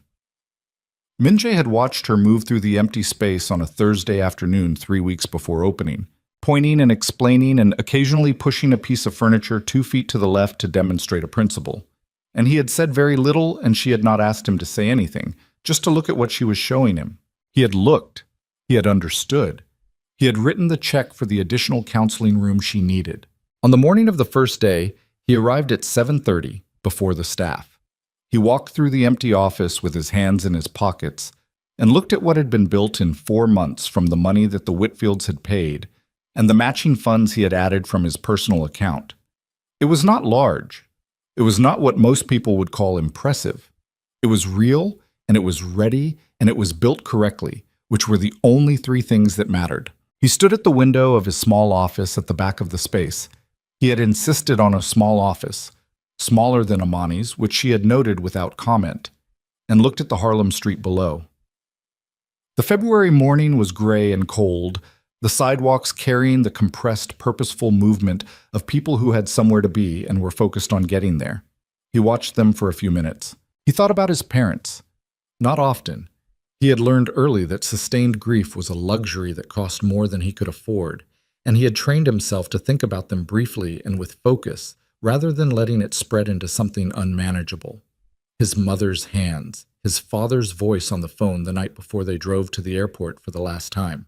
The specific quality of that voice that had been tired but not alarmed. The ordinary tiredness of a Tuesday. No signal that it was the last sound of its kind Min-jae would ever hear. He thought about 9-year-old Hyun-woo in the Flushing apartment, not yet understanding. He thought about the decision he had made at 19, which had not felt like a decision because it had felt like the only possible response to what was true. He stood at the window until he heard the key in the front door and the sound of the first staff member arriving, and then he straightened his jacket and went out to start the day. So the first client came in at 9:15. Min-jae did not see her.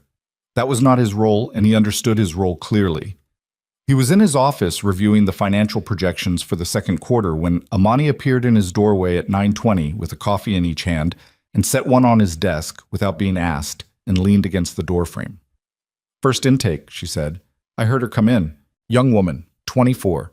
Her family took out credit cards in her name without telling her. Parents. She found out when her credit application for an apartment was denied." Amani looked at the coffee in her hand. She cried through the first 10 minutes of the intake form. He said nothing. He picked up the coffee. "The legal aid coordinator is with her now," Amani said. "I'll see her after." "Good." She looked at him for a moment. "How are you?" The question was direct and unadorned, the way she asked most things, without the social cushioning that the question usually carried. He had noticed over the past 4 months that she asked it as an actual inquiry rather than a greeting, which meant she expected an actual answer. "Fine," he said. She waited. "Better than I expected to be," he amended. She nodded once, accepting this as the more accurate version. "The board meeting is at 2. Seo-rin sent the agenda this morning. It's long." "It's always long." She added 3 items last night. "It's always very long." Something moved at the corner of Amani's mouth. Not quite a smile, but in the same neighborhood. She pushed off the doorframe and went back to her work, and Min-jae sat in the small office with his coffee and the February light coming through the window and the sound of the foundation operating its first morning around him. Hyun-woo called in March. Not the careful, small contact calls of October and November, the ones about restaurants and books and the Brooklyn light. This was a different call. He asked if he could come to the penthouse, which he had not done since the morning Min-jae had told him to leave. He came on a Saturday afternoon, which felt right. Not a workday, not a formal meeting, just a Saturday. The city quieter than usual, the kind of afternoon that existed in a different register from the relentless weekday forward motion. He looked better. Not fully restored, Min-jae was not sure Hyun-woo would ever look quite the way he had before the wedding. The specific unguarded openness that had been his most recognizable quality, and he was not sure that was a loss worth mourning entirely. What he looked like was settled. Someone who had been through something and had done the work of sitting with it rather than moving past it, and who was now on the other side of that work. He sat at the kitchen counter where he had always sat when he came here in the years before, when coming here was ordinary and unremarkable. Min-jae made coffee without asking. "I'm selling my share of the business," Hyun-woo said. Min-jae set a cup in front of him. "To who?" "There's a buyer, someone Daniel and I had talked to before all of this. He's still interested." He wrapped both hands around the cup. "I don't want it anymore. The business itself is fine, but everything attached to it is wrong now.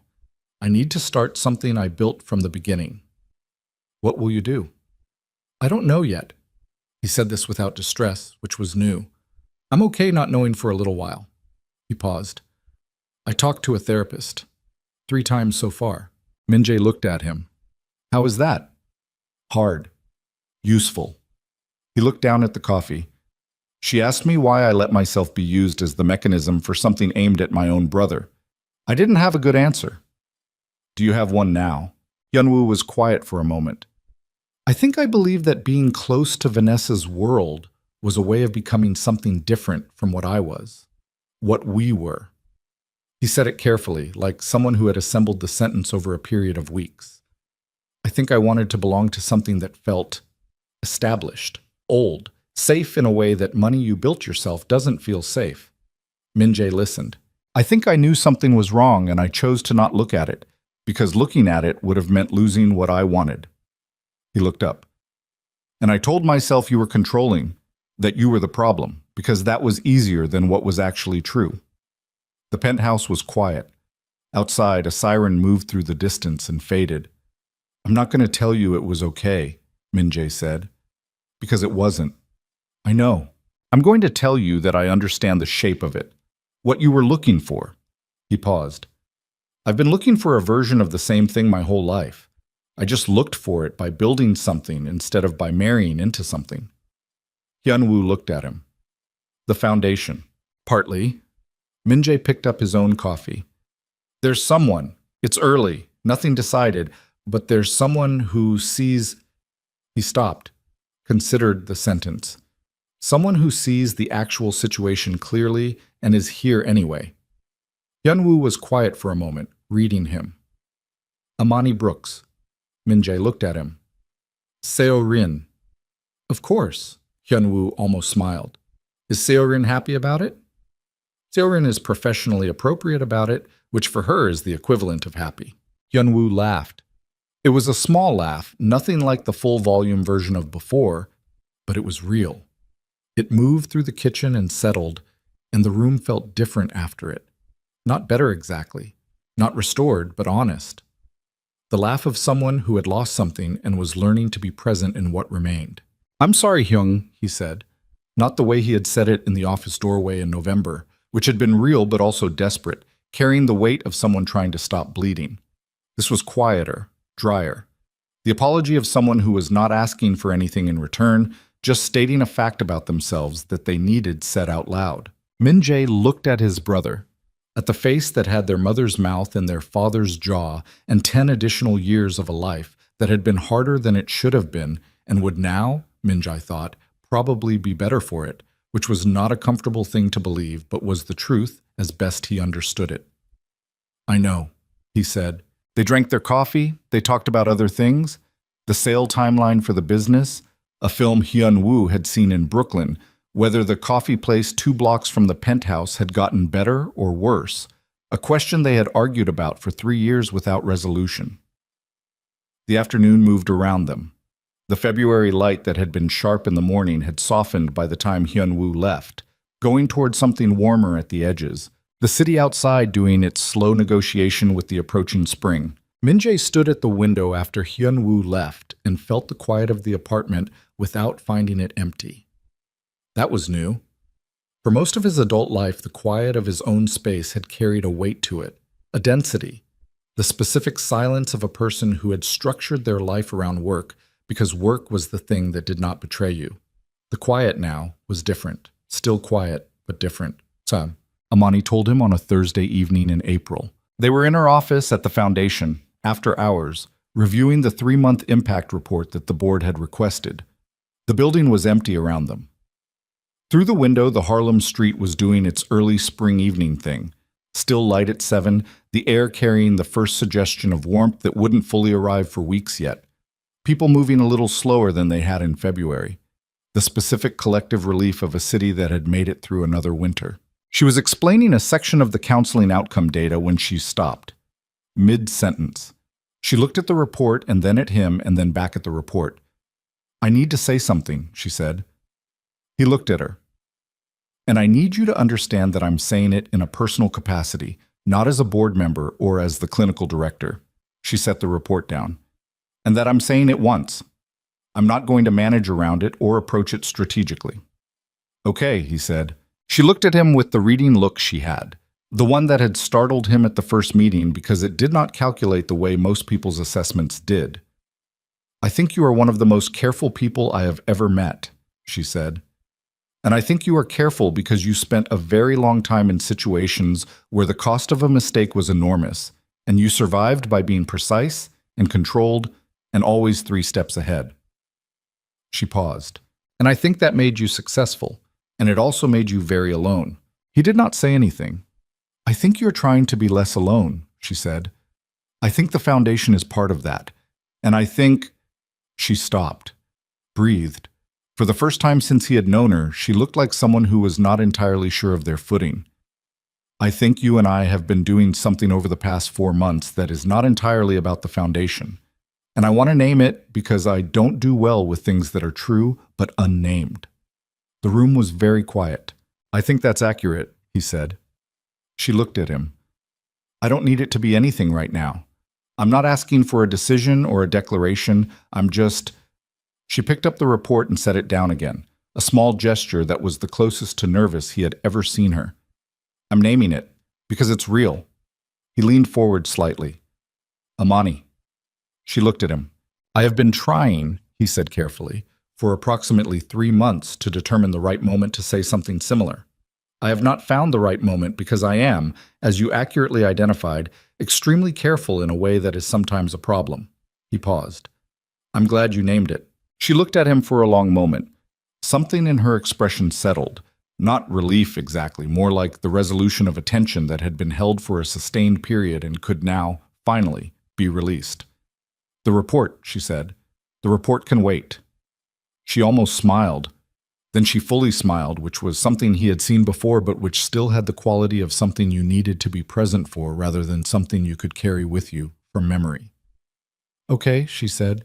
They stayed in the office for another 2 hours and talked about things that were not the report, and the Harlem street outside went through its full spring evening arc, and the city lights came on, and neither of them noticed exactly when. The 6-month gala was held on a Friday evening in August. Not at the Grande Meridian, not anywhere that carried the weight of before.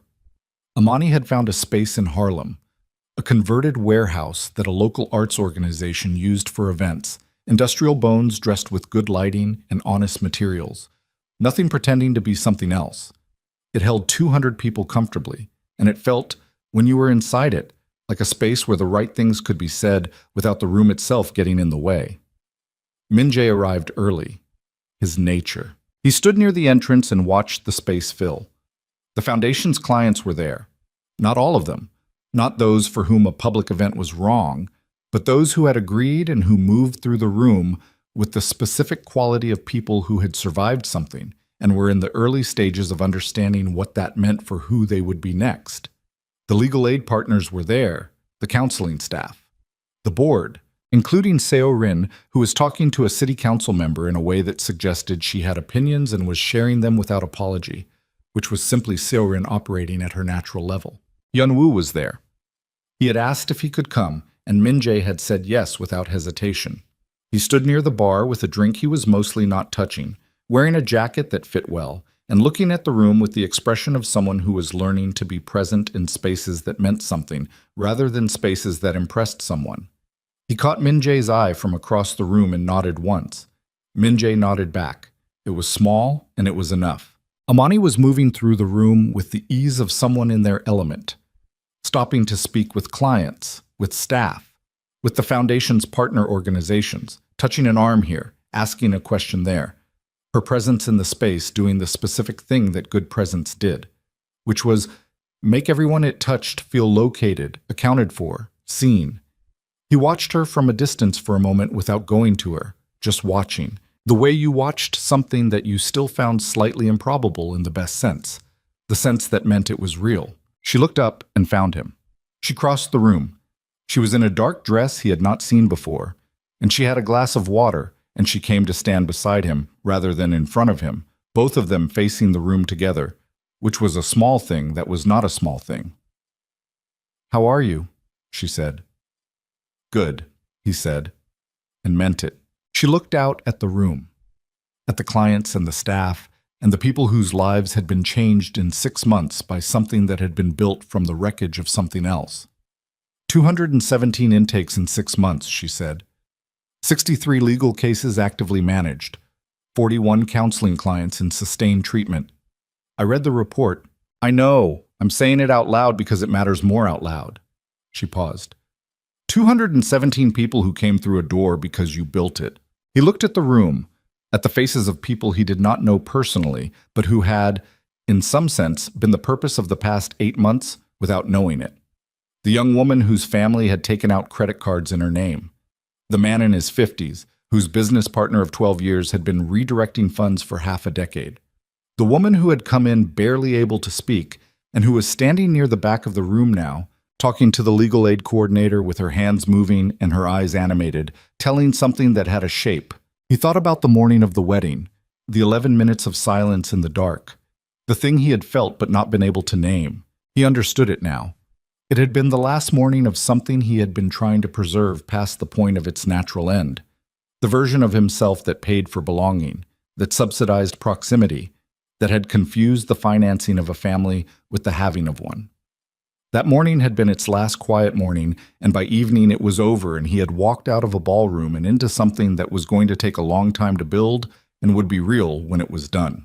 Soren appeared at his elbow. "The program starts in 12 minutes, she said. "The council member wants 3 minutes at the podium. I told him 2. "Give him 2.5, Min-jae said. He helped with the zoning. Theorin made a note. She looked at Amani. Something passed between them that was entirely female and that Min-jae did not attempt to decode. Seorin's expression did not change, but her eyes did something very brief, and she moved away toward the podium. "She approved," Amani said. "She approved 8 weeks ago," he said. "She's been waiting for you to know it." Amani looked at him with the reading look. "She told you that?" She didn't have to. She looked back at the room. He looked at the room. Around them the evening moved, the light shifting as more guests arrived, the ambient sound building to the warm, productive hum of a space full of people who were there for something that mattered. The specific quality of an August evening in New York, when the heat had finally softened and the city remembered how to breathe. He gave a short speech at 9 o'clock. He had written it himself, and Seorin had reviewed it and made 2 edits which he had accepted without argument because she was right. It was 5 minutes. He talked about the Foundation's 6-month numbers. He talked about what the work was trying to do and why. He did not talk about the wedding or Vanessa or the Whitfields or any of what had preceded the Foundation's creation, because the people in this room did not need his origin story. They needed to know the institution they had walked into was built to last. He said, near the end, that he had learned something in the past year that he had taken 39 years to understand. That the structures we build to protect ourselves can become the walls that keep us from what we actually need. That the dismantling of something you built your whole life around is the most frightening thing that can happen, and that on the other side of it, if you are still standing, you find out what you were actually made of. He did not say more than that. He did not turn it into a lesson or an exhortation. He He just let it land and then thanked the staff and the partners and the clients and stepped away from the podium. Amani was standing near the back of the room when he came off the stage. She was holding her water glass, and she had an expression he had learned over the past 4 months to read, which was the expression of someone who had heard something real and was deciding not to comment on it directly because the comment would reduce it. He came to stand beside her again. The room was applauding, and then the applause settled and the evening moved forward. "Good speech," she said. It was honest. "That's why it was good." They stood together in the room, and the night continued around them. Later, much later, after the guests had thinned and the staff was beginning to break down the catering setup, and Seorin had left with the council members still talking at her, they sat in 2 chairs near the window that looked out at the Harlem street, which was doing its late Friday evening thing, loose and warm, the summer city expressing itself without urgency. Amani had taken off her shoes and had one knee pulled up in the chair and was reading something on her phone that was work-related. He could tell by the slight tension in her forehead, and he was sitting with a glass of water watching the street. They were not talking. The silence between them was the kind that was comfortable in the way that only silence between people who knew each other well could be comfortable, which was itself a thing he had not had before, and which he was still learning to inhabit without waiting for it to be taken away. "Hyun-woo," she said, not looking up from her phone. "He left an hour ago. He said good night. He looked better tonight." "He is better," Min-jae said. Slowly. She nodded, went back to her phone, then set it down. She looked at the street. "Do you think about them, Pot?" she said. "The Whitfields?" He considered the question honestly. "Rarely. When I do, it's without... It's not what I expected. I thought I'd be angry for longer." "What happened to the anger?" He thought about this. "I think it went into the building," he said. "Into the construction. Month 1, month 2. I think a lot of what I was doing was converting it into something useful. By the time the doors opened, I didn't have much left." She looked at him. "That's healthy, actually." "I know. It surprises me." She smiled at that. The full one. It moved across her face in the way it always did, arriving as if it had not fully decided to come and then coming completely, and he had still not gotten used to it in 4 months, which he suspected was information about something. "Constance Whitfield," he said after a moment. "I heard they moved, the family, to Florida somewhere. Her husband's brother has a business there. Does that matter to you?" "No." He said it and checked it, and it was true. It matters only as information, the way the weather matters. Amani looked back at the street. A group of young people passed below, loud and easy with each other. The specific freedom of a Friday night in August when you were young enough to believe the night was long. She watched them pass. "I want to expand the intake capacity next quarter," she said. "We're already at near capacity, and the referral pipeline from the legal partners is growing faster than we projected." "Send me the numbers." "Monday." "Good." They sat in the chairs, and the street continued its August evening below them, and the room around them was quiet now, nearly empty, the cleanup almost done. The August heat that had pressed against the city all day had finally, in the late hours, given up something. Not gone. The city was never cool in August, but softened, retreated slightly, the air coming through the open window carrying something that was almost relief. Min-jae sat in that air and breathed and felt, without analysis. Without the compulsion to examine and catalog, that was his most consistent quality, what the moment was.